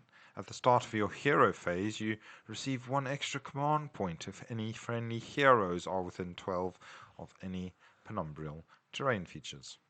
Yeah. So that's quite cool. Yeah. 100 points. You can only take 1 in your army. Yeah. There is also the deteriorating state. So at the start of each battle round, after the first one, roll the dice. On a 1 to 4, nothing happens. On a 5 or 6, the function that currently applies to all penumbral terrain features is replaced with the other function. See the repercussions of the Necroquake. Yep.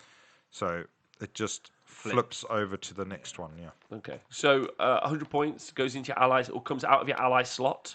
What do you guys think about it? I mean, it's not bad. Like, if you've got an army that doesn't have a terrain piece that comes free, like Feck, Skaven, whoever, maybe tempted to get it. It's quite nice. But I don't know. I think it looks alright. If it was 50 points, the blokes in hats disagree. If it was 50 points, would you take it? No, it's hot garbage. Like Tomb King Tristan says in the chat. Like, so you're right. For 50 points, I could get a command point. Yeah, so I'm buying the same, and then maybe instead of, but so it's what you're saying is it's double the price of a guaranteed command point for half the chance of a command point. Or now reroll ones to save is a pretty solid shout. Yeah. Realistically, like if you've got 12-inch bubbles. If you've got the right army, I could see a Stormcast player wanted this potentially for some of his units in his deployment zone. Yeah. But 100 points in the Stormcast army is pretty much. Yeah. Like, so it's way too expensive. You'll never see it. I think in you'll a see it competitive as- list, you'll you'll see see it it as in fun. terrain. Yeah, you'll see. Yeah. Which is fine. It looks good on the say board, which is this- always a bonus. This is an engine, but it's not an engine. It's just a lump of stuff. Yeah, but rules wise, it sucks. Yeah. Sweet. 20 points. Well, maybe it's just the take it. points. Yeah, it's points. Yeah, for its points. Agreed, Nate. Thank you. Colory says you're telling me a new release is good for Stormcast. Fuck off, no way. And then Richard says we spend 100 points on 2 CP and then question whether it's better to use this and likely get 2 to 3 CP back instead over the course of a turn. So yeah, obviously this is up for that amount of time. So potentially it's going to generate you 2.5. So 2 to 3 CP over again. Yeah, but then your hero is tied to a position. Where do you set it up again? So. Anywhere. Set that's an obstacle at the start. It doesn't tell you how you set Anywhere up. you can put it. You can set it on objective. But then also there's a third chance at the end of a battle round that you're not going to get it. So there's just so many ifs. I think we can just move the hell on. Realistically, I think you it could looked good on the board. But what's nice is 3. Everything apart from the Nagash Head is super functional and impactful in game, no matter what army you're collecting, and potentially the Nagash Head in a right situation is impactful. So as a box of models, wicked functionality, like it's going to change up so many armies. It's like when we're talking competitive, this is massive. This is we're at like not a new edition, but like we're in like a big new world where the stuff is going to be teleporting you weren't expecting. I'm just thinking like free guild handgunners. Do you know what I mean? Just fucking whipping across the bridge and just shooting some people. It's like added range to so many armies that didn't have range. So great. So if the terrain piece is shit, you can just model it as something else. We'll just use it as terrain. All that. It looks good. Yeah. And the Gashhead will make great basic material. That's correct. Tomb King Tristan for a Tomb King on top of it. That's a fact. Okay, so inside the book is also the rules for mercenaries. Yeah. But I would like to talk about the narrative, if I could. For a little bit. Yeah. So I was reading the narrative today. It's quite cool. I don't want to do any spoilers. Just my only thoughts were, well, it's quite simple. I was sat there reading it, having a nice coffee, sat outside this little French cafe. I really want you to get like this kind of image of me, being quite Parisian. I've got that, the theme tune from Hello Hello in my head. What is it he says, the copper, when he comes? What's it? I don't ask this only once. Oh, yeah. I'll read this only once. So I'll say this only once. As I was reading it, like A copper come to you. no, but like the world building now for Age of Sigmar is fucking fantastic. Is what I was going to say. And they've got like whether or like ignoring that, like so the penumbra, the engine, the obfuscation engine, and making it so that like even Sigmar eventually forgot where he'd hidden all of this effectively like WMD scale weaponry. Yeah. And then it'd be revealed because of the Necroquake, and then it's all there. But the actual imagery they used was amazing for these kind of like the storm bolts. And I was reading it and I was like, this is cool. And I was reading about like kind of the breaking of the thing. And I realized how far we've come in the narrative, and then also how far we've got to go. And I was just like, It's massive. but what's nice is I was like, I can play this game forever because they're going to just keep releasing shit like this. And ignoring whether or not it's a vehicle to sell its models, like it's a great world that I'm already like quite invested in narratively in my head. And maybe coming off the back of watching Game of Thrones last week and it ending, and I'm excited for them releasing the books and all that other jazz. But what's awesome about this is this little pamphlet. I was sat there just like imagining, because one of them there's like a fire elemental inside who's like the guardian. He's running around burning folk, and another one there's like a tree guardian inside this stone vault, and he's like doing all this jazz, and it's just fucking rad. Yeah. It's really cool, and then he was describing endless spells being out there and amethyst wizards chasing it, and like I was just like, I can play this game forever. Whether or not rules are janky and the whole system is fucked sometimes, I don't care, because actually we've now got a narrative setting and we have had for a long time. I'm not saying today's the day I realised, but I was like, today's the day I realised that they've got so much scope in the way they could go. Yeah. And so if you haven't bought the box, and you can't be asked with it, that's fine. But if you get the opportunity to read this narrative, just give it a chance. It's pretty great. They don't repeat stuff too much, so yeah, I quite liked it. Cool. Yeah, that was my only thing to say about the narrative. Good. I really fucking dug it today. Right, Mercenaries. Mercs. Well, I mean, before we go to Mercs, although it's here, so there, we'll go with Mercs first. So, straight to Mercs. You've got the Order Mercenaries, mercenary companies. If you pick a mercenary company to be hired by your army, you can include Fire Slayer units in your army as Mercs. With the following exception: Auric Runefather cannot be included as a Merc. Yes, and you can do the same with Flesh Eater Courts, and Flesh Eater Courts can't have... Royal Terrorgeist. Yes, and effectively it fits into ally slots, so 400 points as currently. We don't know if General Handbook's going to change. That's why I say currently. I don't think it will, but fine. The most important part, or the most impactful part, is at the bottom, where because of the rules, they're -1 bravery after battle round 3 if your general's not within 12 inches. But then also, and really importantly, if they're in your army, you can't generate command points on the start of your turn. Wow, I didn't even not read that. Your army? Yeah, it says if your army includes any mercenary units at the start of your hero phase in the first battle round, you do not receive 1 command point.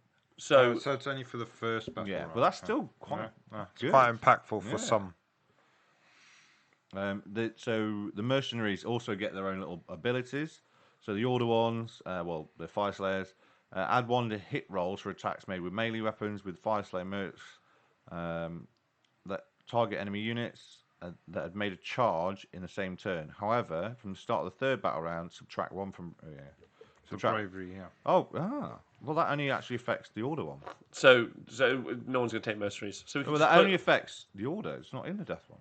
No, the command point generation is. No, the -1 bravery. Yeah, who cares about that? Yeah. It's just the only one that really matters is that you can't generate command points at the start of your turn, which means no one's going to take it. Yeah, well, maybe. The only army I can think that will take it, because they just don't know what to do with all their command points because they're covered in gold, will be Gloomspite Gits. Seraphon?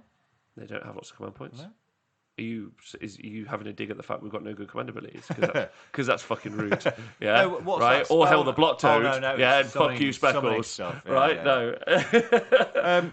Well, I don't know. I mean, the mercs, the Flesh Eater Court mercs are quite good. I honestly think we can just close the book and flip it. Like ignoring the Gloomspite Gits. Yeah, could you think of because you're talking some pretty limited units as well. The only thing I think I would want to do is I would want to put in some 2 Arc Regents. Yeah, because they're level 2 casters. Put them in my army. Yeah, drop myself 2 CP. Yeah. So I lose 100 points. And then turn 1, I use them to pop their command ability to summon on more Flesh Eater Courts. So then I summon more than the 2 CP I've lost. Yeah. And then I've got 2 level 2 wizards.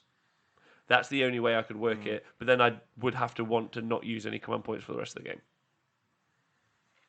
No, well, you only lose... only the first round. That's the first round, then after that you generate as normal. Oh, okay. Yeah, it's just first round, so you're missing 50 points. And then 1 command point. And if you've got other abilities to generate command points... Yeah. So if you've got a battalion... Gloomspite Gits... Yeah, you've got the battalion instead, you've got 1. If you've got a battalion... It's about the generating. I thought it was every round. Okay, so just the first round. In which case, you might see it. No. I personally would say that the 2 Arc Regents is the top pick. Sounds like a good pick, especially if you can summon a load of fucking extra you can summon 20 ghouls and put... And they're double casters. They're double casters. Arc Regents are double casters. Yeah. So you can have... They've got 7 wounds each. You summon in 20 ghouls with 5 attacks each. Wait, are you doing it twice? No. So you'd have one can cast the plus D3. No, so hold on. So the command point that I spend can summon what? 20 ghouls. Perfect. So I can actually, for my 2 Arc Regents, put 40 ghouls on the board. Yeah. Right, sweet. Yeah. But then you can also use their spell to give them extra attacks. Yes. So you can put 20 ghouls on the board with an extra D3 attacks each, and that would give them 5 total. 5 attacks each, hitting on 4s and 4s. 4s and 4s, re-rolling 1s. But for free. Yeah. For free. And then you can use your other cast to put them in a scoot 2 boat. Actually, you get plus 1 to hit, so it's 3s and 4s. If they charge. Fuck. But they can never retreat. No retreat. Those ghouls would be quite powerful. Okay, so we probably should move on. Oh, there is only Joe. Has subscribed for 11 months in a row. What a lovely man. And great wedding. So actually, solid pick. Nathan, you think anything you would take? Are you going to stick them with your dispossessed? couple of ghoul archregents. No. Malcrew says, well, so can I take an Arc Regent with my Gits and have them cast Fresh Sheet Course and the spells? Yes, you can. You can, yeah. 100%. Which is pretty cool. Yeah. Yeah, so that would mean you could put that ridiculous bring back model. So you can chuck your 20 ghouls out, 19 die, bring back 19. Can you bring back all 19? Yeah. Well, it depends. So Depends that's how with much the they kill. So that's with the Chalice. Yeah, so whatever dies within 12. Sweet. There you go. So I would pick. You can use that to bring back models, not just heal up. Yep. Holy Go on, Dave. Say it. Say the whole thing. Ooh, Personally, I know Soft. that there are playtesters out there in the world, but really, what they should do is just read rules out to Nathan while he's on the microphone. Yeah, and then they'll go. You can then bring back models, and he goes, "Holy fuckaroony!" You're like, "No, scale it back, boys. Scale it back. We've gone too far." Is that Chalice? at 60. Fair So enough. you just had one Archregent and that spell. So it's 260 points for regenerating ghouls. So not to like make it a little complex for people at home if you're new, because you can drop 100 points so that you can start with 2 command points. The once per game of command ability from the Archregents lets you generate a unit. Yeah. So basically, you start 100 points down with 400 points of allies. Means the ghouls cost how many points? 100 points for 10. So 200 points. 200 points. So you spend your 2 command points. You bring 400 points on. So your army now is effectively a 2,300 point army with 2 level 2 casters. So in armies that don't have any good casters at all, Angels, or my god, Angels with an Archregent in it. And a load of chaff. dispossessed. Yeah. You'd have 80 ghouls. Just in a, 40 ghouls. That's a line across. Yeah, narratively, as AD Max put in the chat, it makes no fucking sense, and I agree with none at all. But and I'm sure someone out there's going to go, I think you'll find there's a case of, and I'm like, oh, fuck off, man. Like, dispossessed with 2 undead fucking vampires stood behind him, summoning some ghouls. And then the dwarf's like, yeah, I'm fine with this. Yeah, this is fine. Go get him, lads, go get him. I'm sick of getting beaten by you. You go do it. One sneaky stabber says, I love you cunts. I wish I could watch, but it's off to work since it's quarter to 8 in the Middle Earth. Ah, there you go. That's so nice of him. Cunt, by the way, is a term of affection in their country. Nice. Yeah. Cunt to you too. Yeah.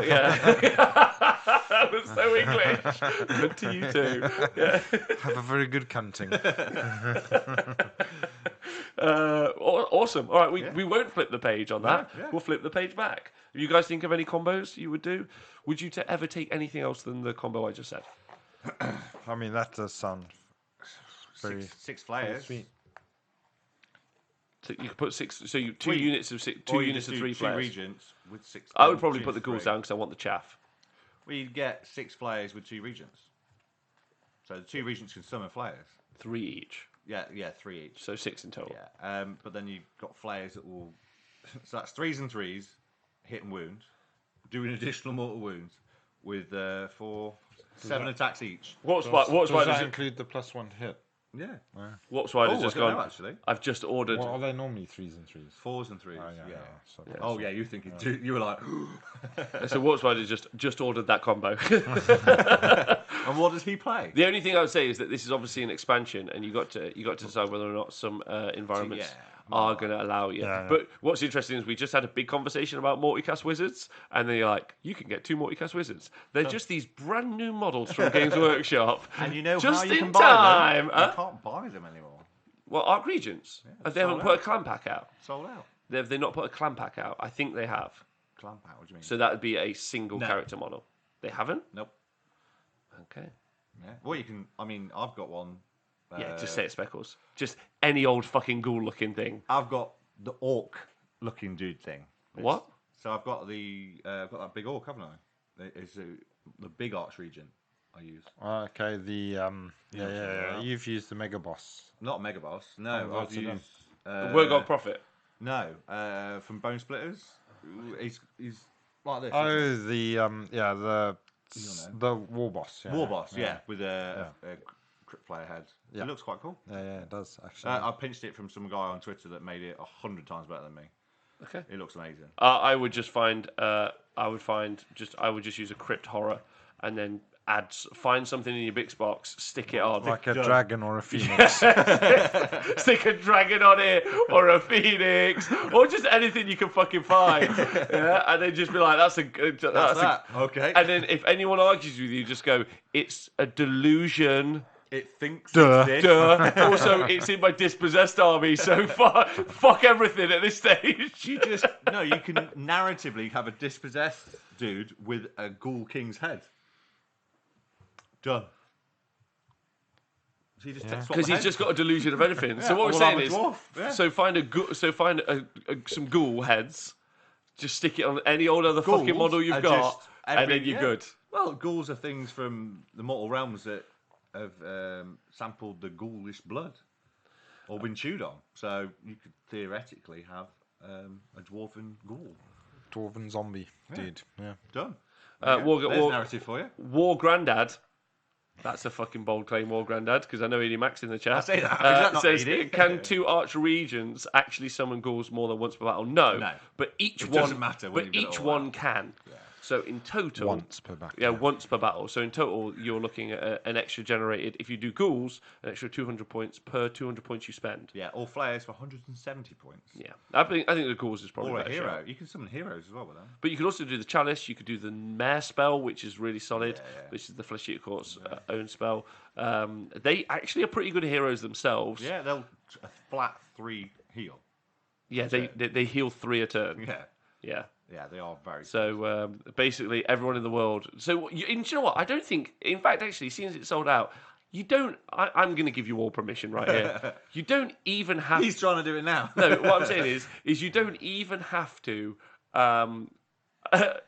Like Just have a base. model. Well, no. Just get any old model and call it an Arc Regent because realistically, it's got a delusion. Just be like this Mental, guy, yeah. He thinks it's this. but it's on a 32 mil base or a 40 mil base. 40, I think. 40, I think. Mine's not real, so I don't know. War Grandad says, "Well, that's dirty, and I don't like it." It is, yeah. Welcome to the game, brother. We're so beyond that line. It depends on how much pride you have. But you know what's worse? Yeah, Skaven can have them. they don't. They're full. They've got too much good shit. They're like, But then now they can take that too. yeah. So Valkyrie says the big question though, have- Rob, is why wouldn't you just take FEC instead? Because they're awesome. only losers play them. Whoa! Well, in a month's time, I don't think they're going to be 200 points anymore. You think they'll be more expensive? I hope so. Okay. Well, we'll see. Yeah. We'll see. 400 points. That is what I was going to say. If you were the Iron Jaws player that then allied in two of the region things, then you'd be like, I might just ally all the rest of those Iron Jaws out and just get a few more. Yeah, so my allies and my mercs do really well, but my Iron Jaws don't. That's what you should do. You should put your Skaven army down and go, what are you playing? I'm actually running Iron Jaws, but I've just allied in too much Skaven for the Iron Jaws to be here right now. So many mercenaries. We hired the Skaven army to send up, Just but one we're army. Iron Jaws. Perfect. What army are you playing? Actually, this is Seraphon, but we've allied in this Skaven force to go fight for us. So We've conned these Skaven dudes. 50 quid, go and do the job. wow. Right. All right. Sweet. So we weren't going to go about that, but There you go. What Darkly Cover says, none of them expletive is making it into my covers, that's for sure. Although he will have 2 Supreme Sorcerers who look suspiciously ghoulish. ghoulish. Riding Terrorgeist. Yeah. All right. So we've done mercenaries now, and we've just discovered it's fucking dumb. Yeah. Sweet. Okay. I was like, when I read the CP thing, You're that's, like, forget that's it. the problem with reading it too fast. Hey, Fluffhammer. So then they got 2 battalions. No. Sorry, 2 new allegiances inside this book. Yeah. The other thing to say, final thing about allies is not allies. Sorry, mercenaries. Mercenaries. Is that I would say that it's a bit touch and go whether or not events will allow it. Obviously, Warhammer World and their heats will allow it, and then any Games Workshop friendly events, so Adepticon, LVO, and Nova. So like some big American ones, so more than likely, and basically anything that happens in the Midwest. But some other countries where, what's the right way to describe this? Well, I mean, Bobo will, because they don't make so many fucking bad decisions. He'll what? I mean, he's thinking, I could buy that off him, and I could buy that off him, and I could put him in my dispossessed. Yeah, but what I mean is if you're in some of the more enlightened, and I can't believe I'm saying this,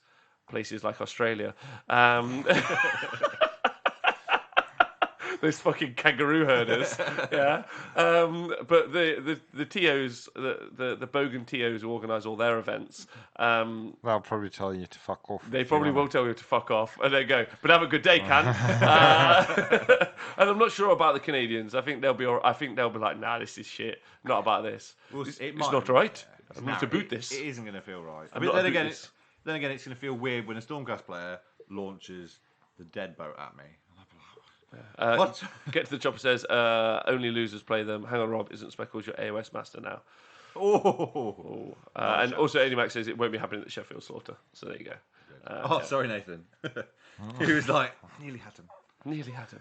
Don't worry. All right, so you've got 2 new allegiances, therefore basically 2 new armies in this book. What are they? You have the Legion of Grief. This is a microphone also, Speckles. Legion of Grief Nice. and the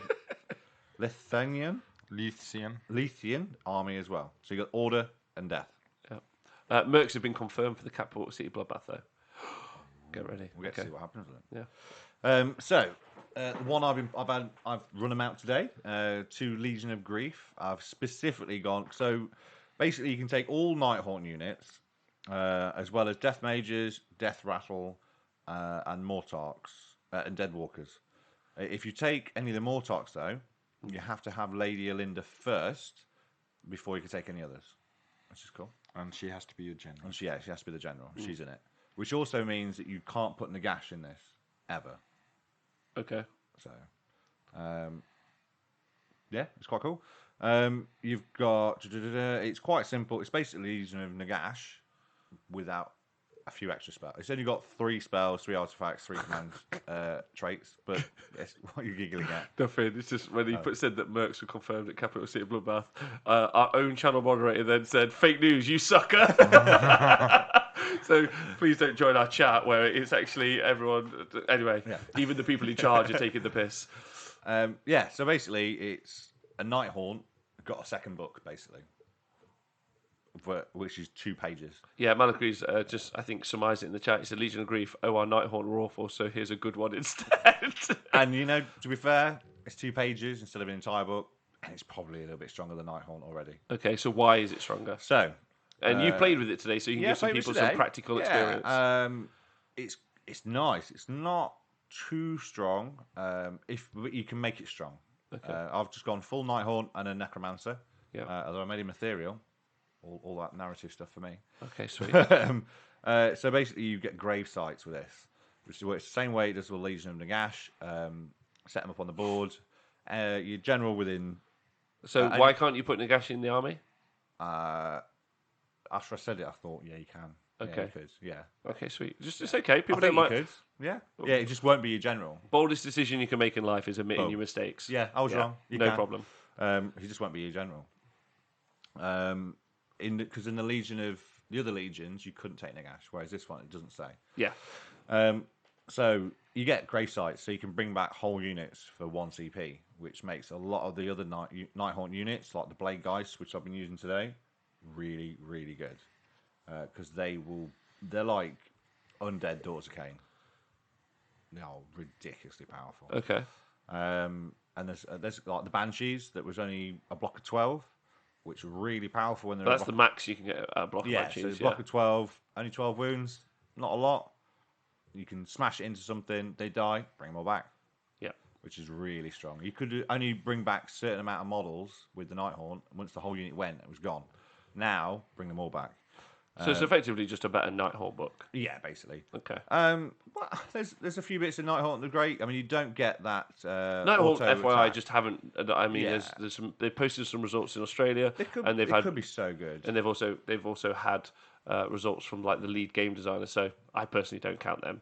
I mean, Nighthaunt have a very balanced book. Very, very balanced. Everything in there is quite on the line. It's not too strong, not too weak. But in a world where there are crap and epic, in the middle, it's difficult. I think Banshees are a solid shout now, especially with the sheer volume of endless spells out there in the world, because they've got a special rule that interacts with that. Might be worth having a look at those guys again. Yeah. But Shrieker Host, which potentially could go in here. we don't know if it can don't or know, can't. essentially. And if it works anything like the Ever Chosen Battalions, it won't be able to because it will use the ally section. Yeah. Okay. But yeah, basically, you're -1 bravery inside 6 of any unit within the Legion of Grief, and the grave sites. That's all you get, really. It's not great, but it's amazing compared to some of the stuff they had before. It's amazing. You get 3 artifacts, 3 command traits, and 3 spells. Yeah. Just FYI, Steve Dooley says, I hate this mechanic of bringing stuff back. Once it's dead, it should stay dead. We are dead. A bit like Jon Snow. Yeah. Yeah. And then John Boom says, Night Haunt won Sweden's biggest AOS event. Thanks, John Boom. Yeah. There we go. And a Spit on Pigeon says, there's no Night Haunt battalions available to select in Azir if that's a guide as to whether you can take them or not. So I don't know. I don't have the Azir app. Because we all just use War Scroll Builder, right? Yeah. But you use the actual app on your phone. Yeah. Again, the best thing about it is about that app. So good. And War Scroll Builder. Yeah. Thank you, Tony P. Yeah. So the spells, you get the Dread Withering, caster value of 5. Pick an enemy unit within 18 of the caster that's visible to them. Subtract 1 from save rolls. From save rolls. From attacks that target that unit. Really good. -1 save. Oh, we don't have to go through it all. We don't have to yeah, go through you've got -1 save. You've got Whale of Doom, which is like an AoE mortal wounds thing for D3 mortal wounds. And then another one which is -D3 bravery, which is really hard to get off on an 8. Yes. Yeah. Maybe in General's Handbook we will see a change to those 3 core mechanics. Maybe Inspiring Presence won't be in there anymore. Yeah. I tell you what, that would fucking change the game so That'd be much. so powerful. Like so powerful if it was no longer a generic ability. Yeah, like, what? Yeah, that would See, this is what's beautiful about this entire game is it can change on the flip of no Inspiring Presence anymore. Everyone will be like, well, the generic one. Yeah. So you'd have to take characters that have it. Yeah, You'd be like, that's cool. So maybe we'll see Bravery be in effect. We're only a month away from basically what will be the new game, everyone. So hold your hats. I'm very excited. I need one. I hope someone puts it on iTunes really soon. That'd be sweet. Like I say, I used them today. Believe me, it's a lot harder using like 120 models than 6. I've been used to using for a while, and I did some mistakes. But yeah, it was good. I now find out that Sequitors don't really die unless you can just do 6 flat mortal wounds. They don't tend to die when you hit them with normal attacks. Okay. Effect Dragons do a lot. Yeah, Reapers don't do too many to them. No, they don't. Yeah. It sucks, really. But I tried it. It was good, though, for the rest of the stuff. The Blade guys went through everything it touched. Can't wait. You'll be like, I don't know. Everyone just keeps talking about this unit. It's just not very good. It's like, oh, why not, Simon? Well, when I send my Gawking on Terrorgeist and stuff, it just melts. Well, yeah, they do. It's this great, other thing, shit, though.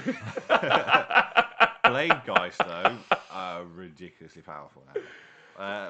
I didn't lose them both games, but if I lost them, they just do a lot because you can make them now Van Hal's Dance Macabre, so double piling an attack, which is great. Connor is saying, I remember a year ago when we thought Reapers were nuts. Now we legitimately consider them to be average. I mean, like, it's quite weird, that. I don't think they're average. We're just all like, we're all just kind of numb to it. Like you kill all 30 and then someone goes, guess what, dickhead? You're like, fuck. So again, we're all learning to play around those problems, but they're still problems because the stats still say that they're problems. Yeah. So don't let that come out of your headscape. And also join us for the stat show, or just check out the stat show, or go on thehonestwargamer.com and look at the stats and make up your own mind, which is nice. Like just look at them and just think, talk about them amongst your friends and go, okay, cool. Why do you think this is? Because obviously when I do the show, it's my opinion. I'm the opinion piece. So it'd be cool to get other people's opinions out there on what they think it is. Hey, Velatron. He's a great-looking fella, isn't he? He's joined the chat. Hello. Thanks for being here. But yeah, it was good. I had a doubles match against the Jameses from Scribes. Oh, yeah, nice. Me and JJ from Bobo, who did well. We were like, right, take the filth. So he talks filth. I've never seen what Plague Monks do because I've never fought them. So by filth, Simon's trying to say that they take really efficient army builds. No, not efficient. Just like jacked up to the max. Those Plague Monks, wow! I've not seen them work before like this. For Christmas, I'm going to start a GoFundMe to get you a dictionary. That's what efficient means. Well, you I know, jacked it but up to the max, so you mean really efficient? Efficient No, isn't high enough a word to say what they do. efficiency is actually a scale. Well, there's no scale for them. They're beyond the scale. They just destroyed absolutely anything that went near them. Bent as bananas. And you know what we did? We put them on the boat. Oh, okay. Good. And we boated them across and then massacred basically the entire Slanesh army with them. All right, nice. Yeah. Okay, cool. So overall, like, how do you think that they'll do at competitive events? I think they'll do well. 3, 4 maybe. It's basically Legion, but with more drops, so to speak. Okay. Yeah, it'd be nice. I'm hoping this. But access to more Nighthawk units. Yeah, so I'm hoping this might. I mean, I don't know whether they'll go back on the word and remove some of the Nighthawk units from the other legions. This could be their way of doing it. But then if they do, you're going to see tons of these. Okay. But yeah, we'll see. I mean, it's nice, especially for all those Nighthawk players who have the army, which is a lot of people because they picked up the starter box. It's great that there's this, as we talked about, a box now with some really functional spells which change up the shape of all your armies. That's my favourite thing about the generic end of spells is like, and there's probably not been. Even the base ones are not as impactful as these ones are going to be, in my opinion. We'll see whether or not that actually ends up being true. But yeah, this is a cool box. And also, if you've got Nighthorn Army, which arguably you're right to be a little bit pissed about how shit it is compared to Legion of Nagash, it's nice that you've got this to like have. Yeah. So, and also, again, follow up, just read the story because it's fucking cool. Right, next one, last one, the battalion. Also, Veltron says he's so great looking. Speckles, would you possibly take photos of him? Obviously. I mean, how much is it going to cost me, though, to take someone that good looking? No, yeah, that's true. That's true. Although, a little shout out, if you guys don't follow it, Dan from AOS Shorts has got a boy band picture with Elfbro and Shadowhammer. And honestly, like, I'm not gay. Yeah?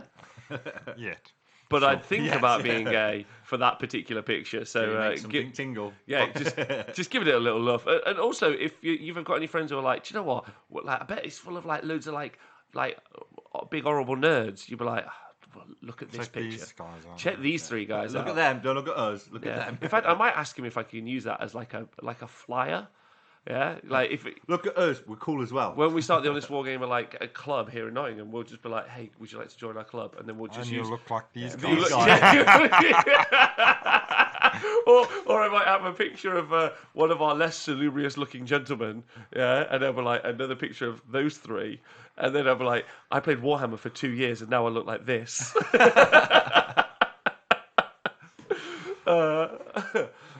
But the dude who's naming the camera, he's currently hasn't decided. He's still in the chat. So anyway, please continue. Look, this is you, mate. Was it? Okay, so the Leithian army. When you're choosing an army, you can decide that as a Leithian army, it has the Leithian army allegiance instead of any other allegiance. If you do so, all the units from your army gain this keyword, a Leithian defender. So you can take Stormcast Eternals, Idoneth Deepkin, Caradron Overlords, Fire Slayers, or an Excelsior War Priest. In addition, it cannot include any units with the following keywords: the Hammers of Sigmar, the Vostarg, and the Volturnus. Okay. So then your battle traits are in the Battle Shock phase. You can reroll Battle Shock tests for friendly units. In addition, add 1 to hit rolls for attacks made with their melee weapons by human Legion Defender and Dwarden Legion Defender units that target enemy units that have made a charge move that turn. So you better in defense in your opponent's charge phase. That's good. Yeah. Then the Achillean Phalanx. Add 1 to the move characteristic of Achillean Legion Defender units. In addition, add 1 to the charge roll. So they get +1 move, +1 charge. For those lovely eels. On those eels and thralls, if you want to take those. Command ability, the Onyx Shield Wall. Use the command ability at the start of the enemy combat phase. Mm-hmm.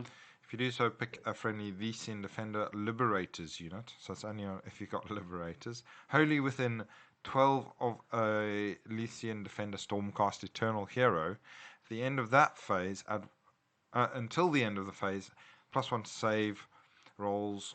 However, the Liberators cannot make pile-in moves. So you get +1 save, can't pile-in.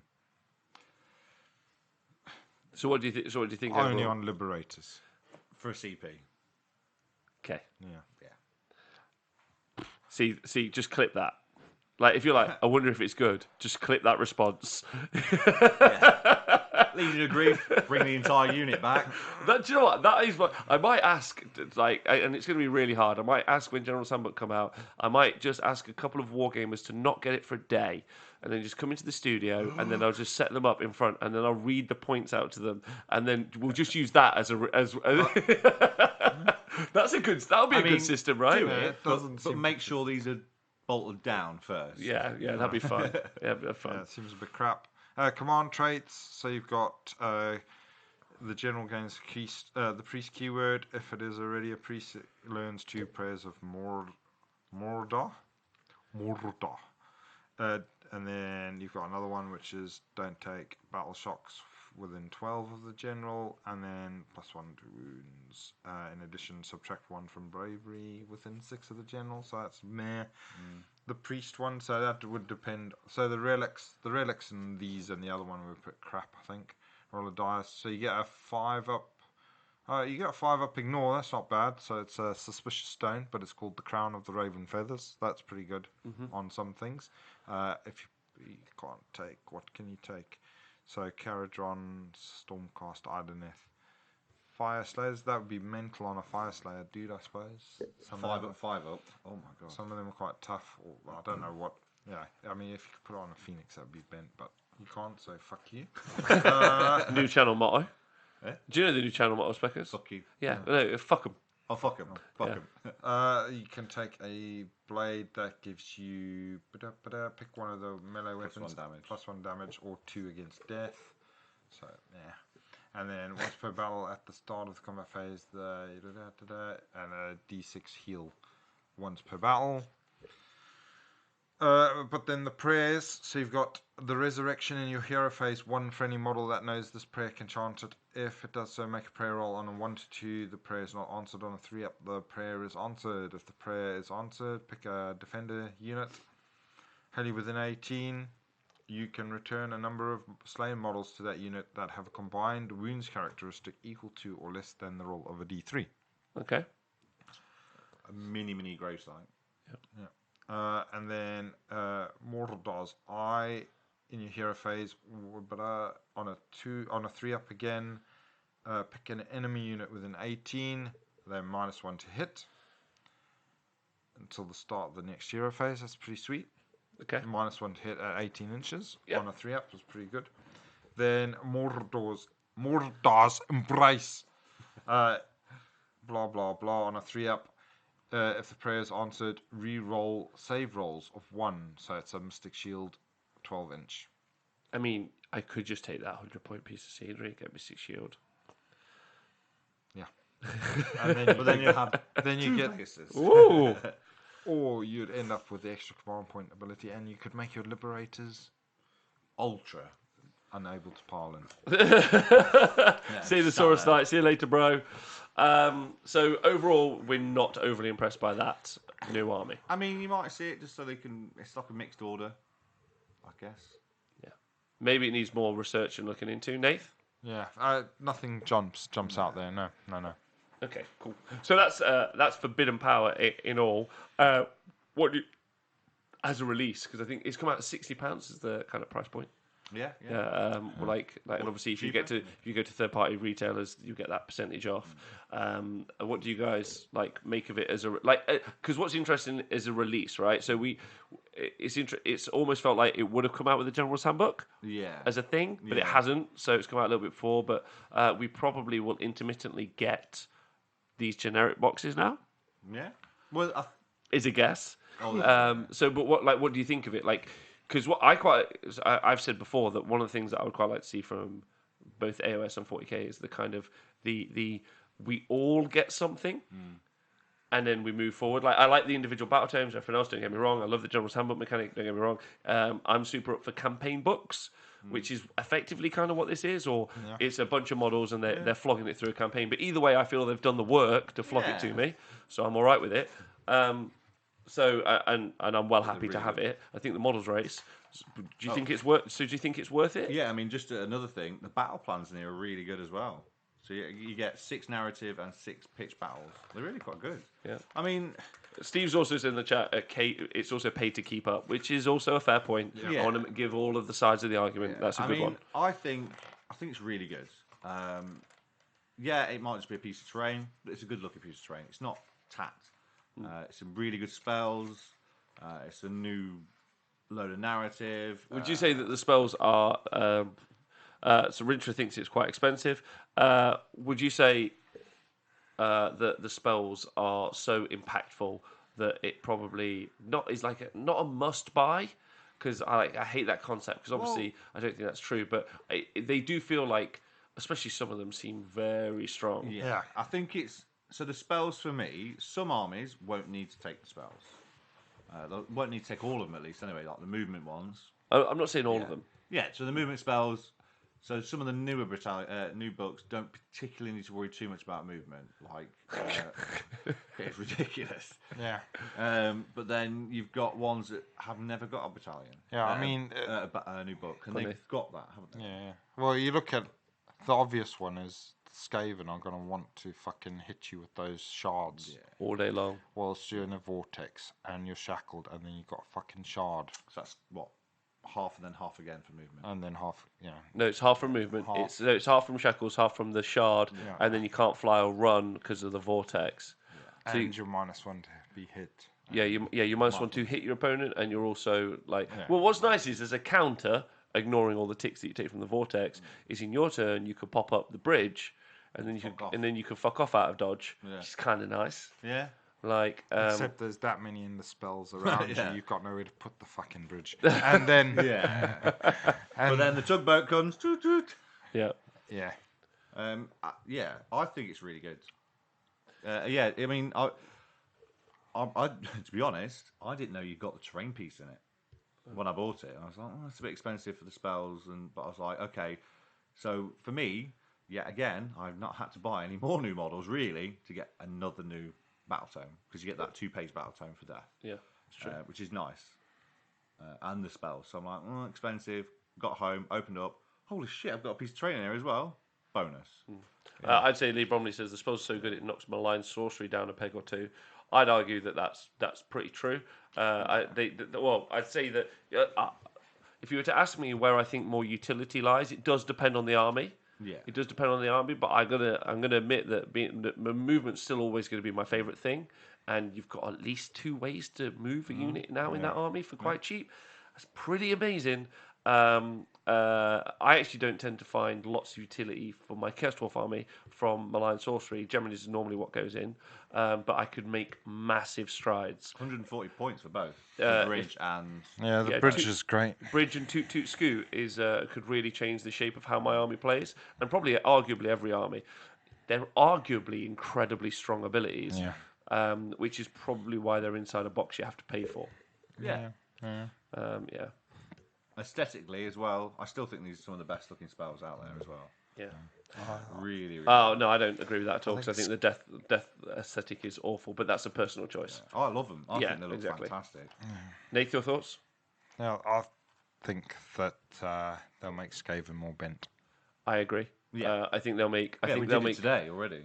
I think they'll make all of the good armies. So, and by good, I mean the armies that perform consistently well. Yeah. Because obviously the best army is Chaos Dwarves. But that's only the best at being fake, right? Huh? It's not a real army, though, is it? It's like the fake army listed best, and then everything else. Okay, so that's an interesting thing you said there. So I'm very glad that you've fallen into my trap, Simon.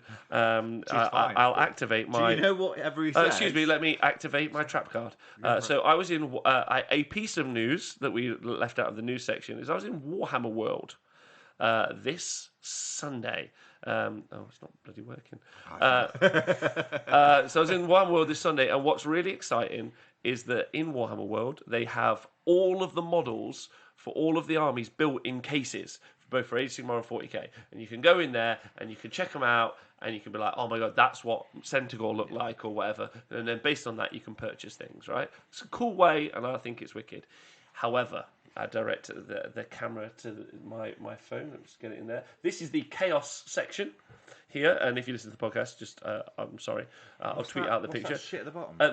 There's Archeon. There's a bunch of other stuff, and right here in Citadel store, not in the Forge World store, in Citadel, are Chaos Dwarves. Right, let me just yeah, not even painted. right no there. None of them are painted. Archeon's not bloody painted there, is he? Yeah. None of them are. They're all grey plastic, all resin. They're now inside the main shop. Okay, so I think We've been upgraded, baby. We've been called up to the big leagues. They've said, "Come on, little fellas, I think you can do It's it." come to the point where we should have a vote. Who thinks the No, there's real no one? vote. No, There's but there's no three vote. of us in it. I've given you Emo. evidence. That's fine. Let's emo let him. Rant on. Have you finished it? It's got to that point where he has to go and get photographic evidence. Well, no, it's not me. Listen, I'm very excited about that. So we're probably not. I think now. Listen, so you three Chaos Dwarf players out there, I'm only talking to you, so everyone else stop listening. I think, guys, we're probably only 2 to 7 years away from our battle tone. So fucking get excited. Will this be on plastic or Probably get a one bit of paper before again? Dispossessed, to be honest. Yeah, that's the only race left at this stage. Who gets a battle tone first, Dispossessed or Chaos Dwarves? I'd love to go on Facebook now and say, coming next week, Dispossessed. Malakry says, did Chaos Dwarf stop being a second best dwarf faction? Rob seems to be getting a bit big for his boots. This is probably true.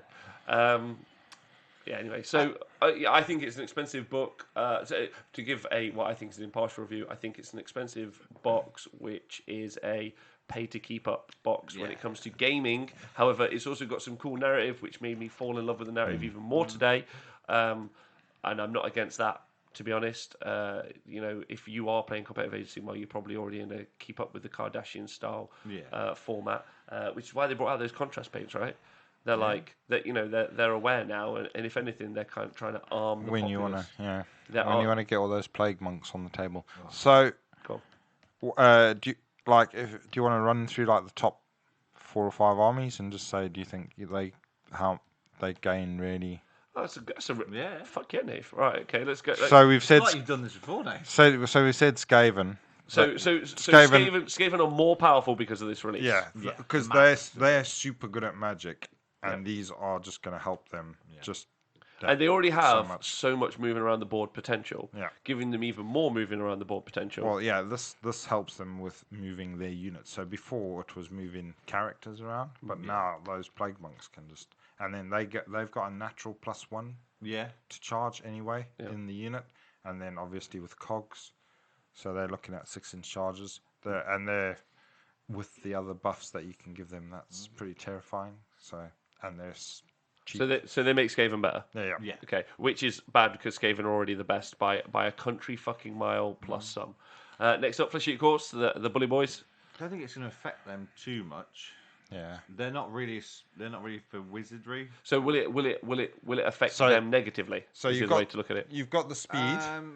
So yeah, they'll be susceptible to getting hit first. If they get outdropped, there's a good chance that you can teleport some shooters over and blow them away. I'd also say that Flesh Eat Courts play normally quite cagely against shooting armies because they're waiting to be set up for the double turn. Yeah. They're also waiting to set up to get Unholy Vigor off. Yeah. So now I can teleport a unit of shooters and go blip a guy. I'm well about that. Yeah. So they'll come worse off than this. So I think yes, maybe they're in a worse spot than this. Yeah. I mean, they've got decent wizards there, 2 got casters, but they don't get any bonuses to cast, do they? Nothing really. And is there any point in teleporting anything or moving? So it's mainly that. Then there's obviously the shards. The shards, like we said already, for the Skaven. I mean, it's not a bad thing, but it's not like anything. I mean, you're gonna. Anyway, so negative for them. Yeah. All right, next up would be Daughters of Cain. Oh my god. Get a bit closer. Oh my god. AJJ. It's gonna make me cry. No, I actually think it's worse for Daughters of Cain. for the same mechanic that they generally tend to not have a lot of wizards. They don't have a lot of casting generally. Obviously, Marathi's kick ass, but normally she goes big to go beat people up. I would say Daughters of Cain, like more than likely in 4 weeks, are going to get a hit from GHB a little bit. But Well, either it's way, the hags, isn't it? I mean, Yeah. it's good for the units of witches, Yeah. but again, Snakes. yeah, and it's good for their big offensive blocks, but they do have a problem, like you say, with actually getting the magic out. Yeah. onto the and board. then and they've already got and then the counter to that is realistically is the same thing with FEC, the ability to move shooting blocks around, or some shorter range offensive units, because again, doors are pretty mobile. Being able to, like, because there's probably a bunch of stuff that never has really ever got a look in, but now that you can close range with the bridge or with the boat, and then you can potentially take out the hags. There's a couple of options, whereas the daughters could sit off from that before because the hags were behind the witches who were running and charging, auto doing at 12. So I think they're worse off. Oh, that's good. Give me a bit of hope. So that's my thoughts. I wouldn't say it's totally worse off. I'd say it's sort of. I don't think it's affecting them too bad. I don't think it's worse, but it is. It's problem is not as good as for Skaven. It's just sort of on an even So keel. they don't Because I affect think them. they'll get some utility out of it, but not Yeah, big not blocks as of much witch as elves. units not as much as the Skaven army, Okay. but more than the Flesh Eater Courts. Yeah. Sweet. So the most popular faction in the game currently, Legions of the Gash. It helped me today. There's spells in there that don't affect death as well in there, so I think they do okay. And they've got some good wizards in there. Yeah, that's the thing. Legions and Nagash got great wizards, and it's pretty good for they do use blocks quite well, and this is a good way of transporting blocks, isn't it? Big block around. skellies. Yes, you're right. I think transporting those skellies is going to be a thing. And then dropping shards as well. Dropping the shards Shards is going is to be great. horrible, realistically. So I agree with that as well. What else? The Boat. bow. It helped me today. Yeah, maybe. It depends what, but Yeah, I mean, once it's potentially had its FAQ, the boat won't be as effective. oh yeah, because you're playing it as move after. Yeah. I'm not rating that. I don't think that's going to be a thing. We'll Personally. see. They did feck. Who knows? Yeah, that's true. That's true. So we'll see in 2 Could weeks. still be, yeah. Legions and Nagash. I think Legions and Nagash are fine. Like I don't think this makes them worse or better because they've got options. But you're right. Skeletons can be slow, so the ability to pop it across is good. But then they were doing that anyway. But I don't think they want to spend the 80 points there. Like, Yeah. maybe. The shard, definitely.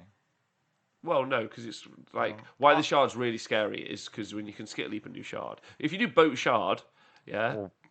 that's horrible. Nighthorn can do that. Though. You can make. Death can do that. Yeah, so death. So you've got the Dreadblade Harrow, Yeah. teleporting and stuff like that. Bye, Lee. Bye, Steve. I think with their pluses to cast, I do think the Legions. I don't think it'll Well, affect yeah, them well, as much. I think it's like It's splash. better. Probably I would put it between the Skaven and the Daughters of Cain in utility. They'll get Okay. better. Agreed. Next up, Heathen Knights of Slanesh. They're actually an incredibly good win percentage at the minute, FYI. Yeah. That's even before the book came out. Yeah. So they don't need the speed thing, obviously, because they fucking fly around like They do. crazy fucks. But if you can, And do they get much pluses to cast? I think they. Not There's overly. not major. But they've also got their own great spell in the mirror. it might go worse against them having their speed units down to half because they're quite glass cannony, so they'll fly across and do a lot of damage, but they need to get there first. If you can shut them down without having that speed, then they're going to go, ooh, shit. If you shard them. Yeah, if you can shut them down and get to them. So if because how many drops are they average? 4 or 5? It depends what you build. Yeah, so you can't do the one drop, but if you got like Nathan's one drop, gunline, throwing that in front of them, shoot them all off. Rograx is here, wonderful fellow. Says, I'm just here to hear from a top 10 in the UK AOS player. It won't happen for long. There's still 2 tournaments. to go there. Malcrease put in the chat that -1 to hit and half move will suck for Snesh. Couldn't agree with that more. Yeah. So I agree. I think Snesh are a little bit worse off here in this case because Nath's right. I mean, they've got some fairly okay spells, casters, pluses to hit, and they usually wanting to cast spells, not unbind spells or unbind endless spells in their casting. They don't waste their spells, do they? Yeah, but they're not reliant on them in the way that Flesh Eater Courts are. Again, another thing about Flesh Eater Courts reliant on almost all of their casts. Yeah, unholy. Yeah, they are. No, I've not got loads of spells of Flow Stomp. I still launch it in and kill stuff. Just to trigger you a little bit more. Someone please clip that and send that to Games Workshop. They don't rely too much on the spells. They do absolutely rely on their spells. They're built they're offensive to the point where it's a joke. Before you then do Unholy Vigor, and then you do the extra attacks, and then they go into their ridiculous win percentage they're at now. I mean, when everything's dead, you don't need to worry about things like that. For fuck's sake. Anyway, so Fire Slayers are out. I think great for Fire Slayers. Yes. No, I do. I think it gives them some options. They wizards, don't they? So the previous options, you would ally in a Stormcast Wizard, and then you would maybe take something like Comet, right? Or you would ally in a bunch of I think Stormcast might be one of the only wizards they can ally in. Yeah. Or you might take some Flesh Eater Court mercenaries. I mean, but there you go. So you might have your Flesh Eater Court mercenaries, but the ability to do the bridge. So, I mean, allying your Flesh Eater Courts mercenary to do the bridge is pretty solid. And it does mean that, you can potentially drop having to tunnel up. I mean, their book is really... I really like the Fire Slayers book. It's really synergistic in that the thing that tunnels up is the thing you want to be near the unit, so it's all fine. Yeah. But having the ability to ally in something that does the same thing for you doing a cost trade, but then you're gaining an unbind at the same time, there's some solid shouts there. And you can do that and then tunnel something else. Do all your buffs? Because does the tunneling block some of the buffing? No. That turn, no? Good point. No, you could maybe build it a different way, though. You're right, in that you apply your buffs and then you do the teleport over. Yeah. Because that happens in the movement phase and all your buffs could happen in the thingy. Phase. It's pretty... I mean, it is good for them. If as long as they can get a wizard to cast it, the shit. 2 Archregents. Yeah. Because it's multiple units can cross over on the bridges, so you can take the battlesmith and the unit with him and all of the little buffing. And while the berserkers are fucking radical in a fight, there's also something. There's also something to be said about the shooters, so the Magma Pikes. Like a bunch of them either going across the bridge or across the tugboat is a cool little option for them to have. Just a drive-by Fire Slayer unit would be ridiculously good and hilarious. Yeah.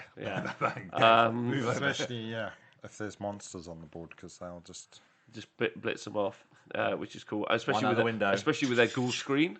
Because they've now got 20 ghouls screening them, so that's great. Just a line of 40 ghouls right in front, and then shooting across them. Hi, Chris Rossman. Good evening on the coach back from fucking Wembley. We'll catch on podcast. Thanks. Chris takes. By the way, you should go on @Chris Rossman on Twitter. He takes beautiful photos of Warhammer games. Really. So Fire Slayers, yes. Khorne don't want any wizards in their army. Are they going to benefit from it? 2 Archregents. I think the Khorne book actually is quite deeply complicated. Complicated is the wrong word. I think it's quite deep and quite wide. And I think you've seen some initial picks from the Khorne book going out there. But I do. I think you've seen them come out, and then people are using them already to great effect. Look at Laurie, Mark Wildman, a bunch of other people who've already done really well at events. Did Laurie do well with them? Well, no, you beat... Speckles, that gave you an opportunity to say you beat him, right? Yeah, just a smidge. So I brought it up. But don't worry, he is representing England, but using Daughters of Cain. Khorne's hard to use, I guess. So I wouldn't necessarily like to say whether or not this affects them good or bad at the minute. Yeah, I mean, I guess they kind of feel like it's cool because they're wanting to shut down your magic, and you're going to be expecting your opponents to be spending more on magic, and if they're not using those points that they've invested, then I guess you got a one-up on them. Yeah, maybe. I think Rintra says Merc benefit for Khorne combined with the bridge boatman might help. I think getting those units across the board is because they're predominantly a combat army in almost all ways. But that's why I think it'll affect them worse. So because I think you can shut them down with the shards, the bridge in the way. I mean, even getting the bridge in the way is massive. Potentially. That's why I said I wouldn't like to comment, because actually I think of the recent releases, both the Gits. I know that's not that recent, but I think the Gits and the Corn Book are probably the most like nuanced and complex for honing to a point. I think those are armies you play to the point where you get some experience to change units around. So those are my thoughts. Beast of Chaos. They've got speed anyway. Yeah. I guess shards always useful for them, but they're not there really to try and tank stuff. But maybe they can. You're right. Try. They're not too bothered about controlling board space either, because they're so fast. Yeah. They do control it anyway. And do they have any crazy wizards? They've got Brave Shaman. I mean, they've got the Zangor Shaman as well, and he can re-roll a casting value, which is obviously great. I mean, he's very expensive, though, for what he does, but he's a 2-cast wizard, and there's an argument for a couple of Zangor Shamans, maybe even 3. 3 is expensive. It's probably not a good argument, so... A couple of them. I'll put a pin in it. But, you whip up a bunch of under spells and then just sling them in. You got like Wildfire Taurus in. You throw the Shard in, so you're making everything always strikes last. You're making it half movement. You get off of shackles, minus to hit. You got like a kind of control army, but then you're probably better off spending the points at the minute before the General's Handbook on just Enlightened and stuff. But in the future, it might change around. You got a thought? Nate's got a thought. I've got a thought, but it's about a different faction. Tell me. So Beast of Chaos. I don't think it affects them negatively or positively. Negatively, because if you can hit them first, again, another glass hammer. I guess you can try and outmaneuver them, but if you can drop before them, hit them first. Knight 80 Mac says good night for him. Also in the chat right now is a man that needs no introduction, but I've got to give him one anyway. Mr. Jacob Berry himself of the Rage of Sigmar, and he's back. Is this the Derby hater? Jacob Berry is the man who hates Derby. Good. And then normal hands, see? What have you got to say to him? Because this is your opportunity to fire back. This is a clapback, as they call it. You're not even going to comment. Are you too English and austere to do? Yes. I mean, they might get... A very good cunting to you, you should like a very good cunting to you. An Australian greeting. That's what I like about the Honest Wargamer. We've got so many people from all across the world now that we're all really starting to understand each other's culture. Because as he's put, fuck Derby, and I agree with that. Well, cunting to you too. A traditional Australian greeting. Said in English way. Night, Charles Nolan. Good luck with the on what you're going to decide to call the camera. Message us either on Twitter or Facebook, Charles. And Jacob, if you're going to fuck Derby, it's probably going to go.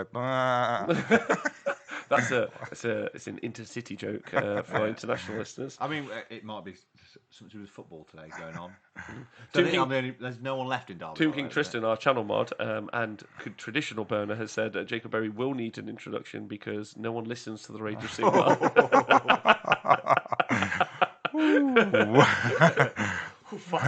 Just say nothing on that. Right, so we've done Beast of Chaos. So Fight Gits. Yeah, well, I think they like the magic, and it's always a bummer when you fail that Hannah Gork, which you tend to do more often than you'd want to. So having other options is great. The bridge would be really good for them, I think. I think you're about to lose your bridge, Rob, tonight. Yeah, launching loads. Especially when do you do the move of the bridge? Bridge. In the beginning of the movement phase. Bridge. Start of the movement phase. So you also do your snuffling at the start of the movement phase, so you can snuffle then bridge. Snuffle then bridge. Ooh, baby. Yeah. So do you think? I mean, obviously you've got great casters and with pluses to cast, so you got the opportunity to get it off. I think it's good for them. Yeah. Plus Hannah Gork and this. Yeah. It's great. Yeah. No, I like. They're gonna love it.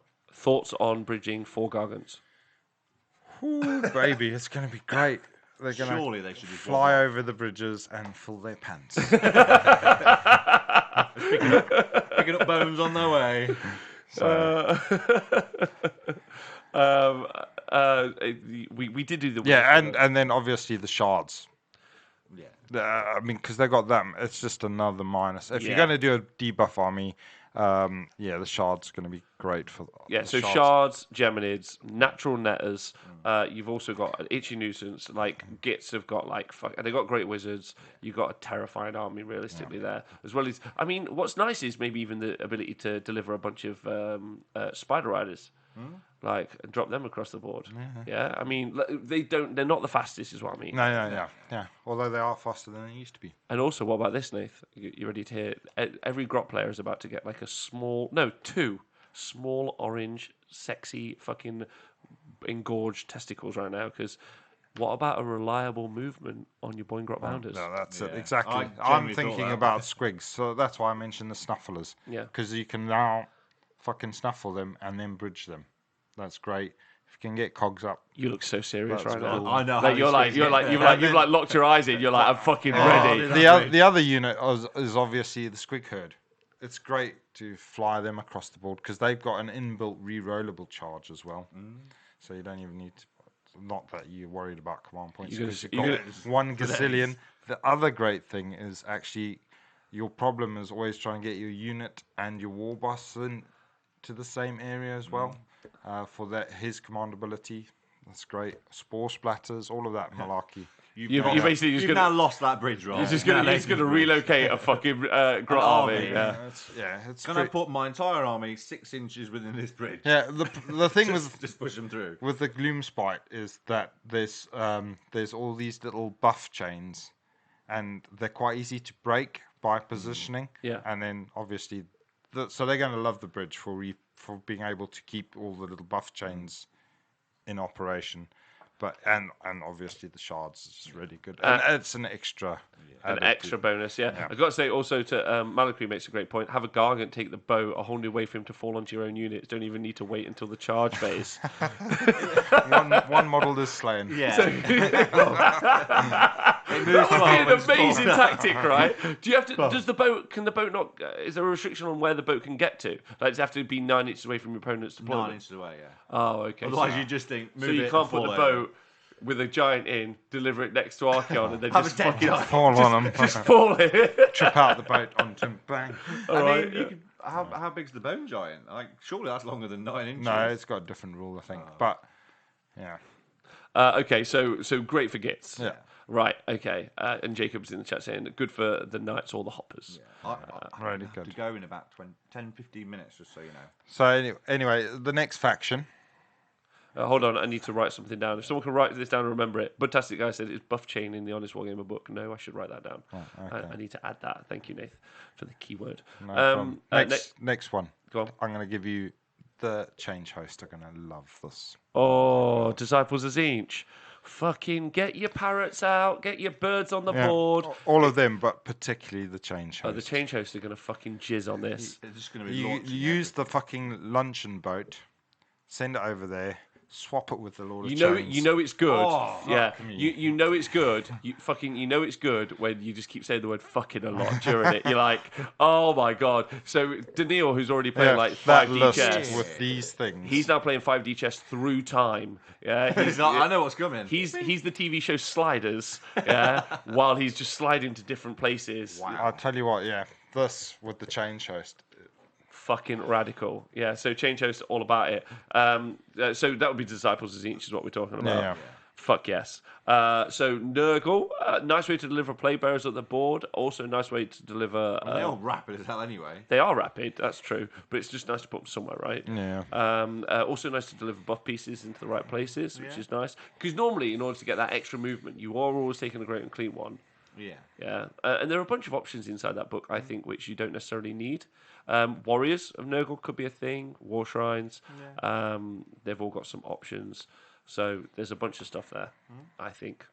Yeah, it's probably good for them. They do have pluses to cast as well and stuff like that. They're not bad casters, those great unclean ones. No, but they don't have a lot of multicasts. No. Which But generally... they got 2 casts each, don't they? Yeah. So that's generally problematic.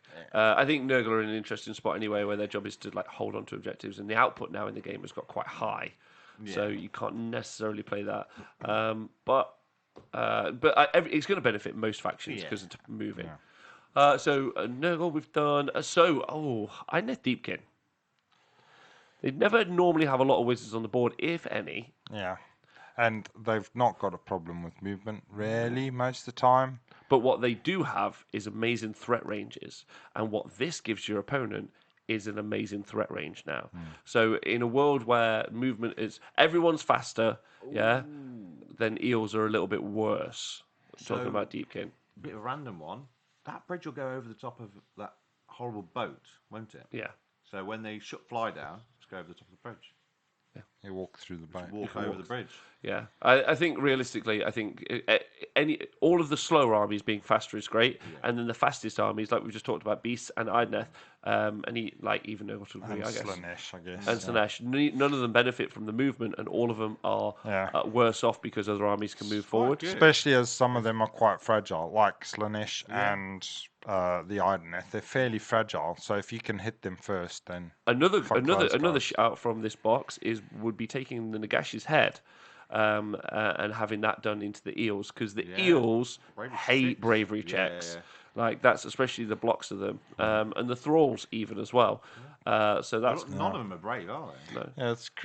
Yeah, I just think for what it is, it's how many points again? 60. 60 points. Yeah. Yep. Connor in the chat saying fight lasts on 2+ is fragile. Like so, he's talking about. But as we say, if you go, there's ways you can get around. I'm sure, Connor, you watched the game that we saw played with Kane twice. The two different ones, yeah. Like Ben arguably made a mistake in that game where he didn't charge the keeper. But there's ways to stay outside the 6, but still pile in. And it is with specific units. Yeah. Oh yeah, I tried. It's difficult. I think Slaanesh. Well, it's interesting. Iron Jaws. We could move them. Do they need the movement? And they've got one caster who's too expensive and he casts one spell. Yeah. Iron Jaws are nice. That's about it, really. Fuck. Oh my god. I thought we were talking about the top ones. Well, I think that's unfair. You want to run through all of them? I reckon quickly. I think the ability to move. I've got 5 minutes, just so you know. All right. Okay. Unfortunately, because my car parking. Okay. I'm afraid. Yeah, it will help with moving some units. Like brutes are still slow, even with all the it'll shenanigans. hinder them a lot as well. And it helped condense your army for the war and stuff like that. Which is useful, right? Yeah. So, but like you say, your problem is your casters. If you're allying in 2 Arch Regents, then golden. Right. So one of the ones that massively helps, in my opinion, is Stormcast Eternals. Yeah. Especially when we constantly are playing Total Commitment. Yep. They now have reliably got a way to move big blocks of terrifying things across the board. They can move with the boat wizard units. I mean, they can do it with the bridge too. No, because it's in the movement phase. So they move with the bow. It's in the hero phase. Move the wizard unit, then it can do all its spell casting from there. Okay, yeah, good point. Also, Frank, thank you so much for subscribing 14 months. He's also got gold status. If you guys subscribe for long enough, you get little different badges in the chat. Gold too. Yeah, well done. So we've done Stormcast. I think Stormcast massively benefit from this, especially because they don't tend to have lots and lots of wizards in their army, but the units that they want to shoot across the board are scary. Yeah. It also means they don't have to take Gabriel and drop down. They can just do it a different way. Then Disciples Inch, we talked about Blazecore, we talked Nighthaunt. I used it today with the Legion Grief. Nighthaunt, not too bad. They can pop up anywhere on the board anyway, you see, so really bother them. Okay, we'll try not to do too many more. We'll do Sylvaneth. I actually think this is really impactful for Sylvaneth because they need some movement because they might not be able to get trees out. But currently, I need to actually get some trees out and try it out myself. I think they're a little impacted. And then when you're writing the lists, but they also don't have access to a lot of cast values. You would think that they do, but there's ways that they can teleport units and then do some casting. It's not Alariel with doing some spells is not too bad, and Sylvaneth might actually be a horde army now.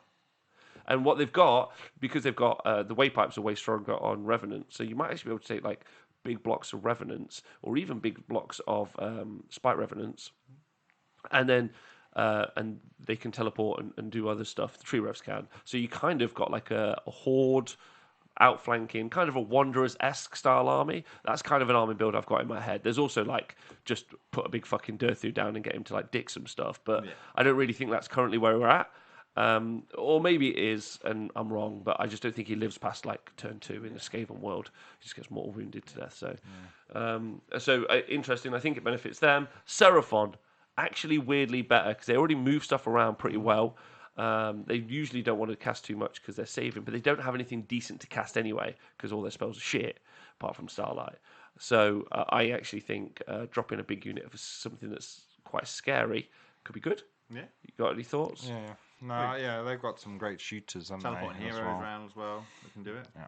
All right, cool. But their shooters are short range, so this just is great for them. Yeah, because normally you can teleport one unit of Razordons or one unit of Salamanders. Yeah, but this way when you they can take took all of them at the handlers top, and yeah. everything. Yeah. Yeah. You can keep all the little buffs, so you can take the banner and the handlers and all of that. Yeah. All right, look, we've got to go.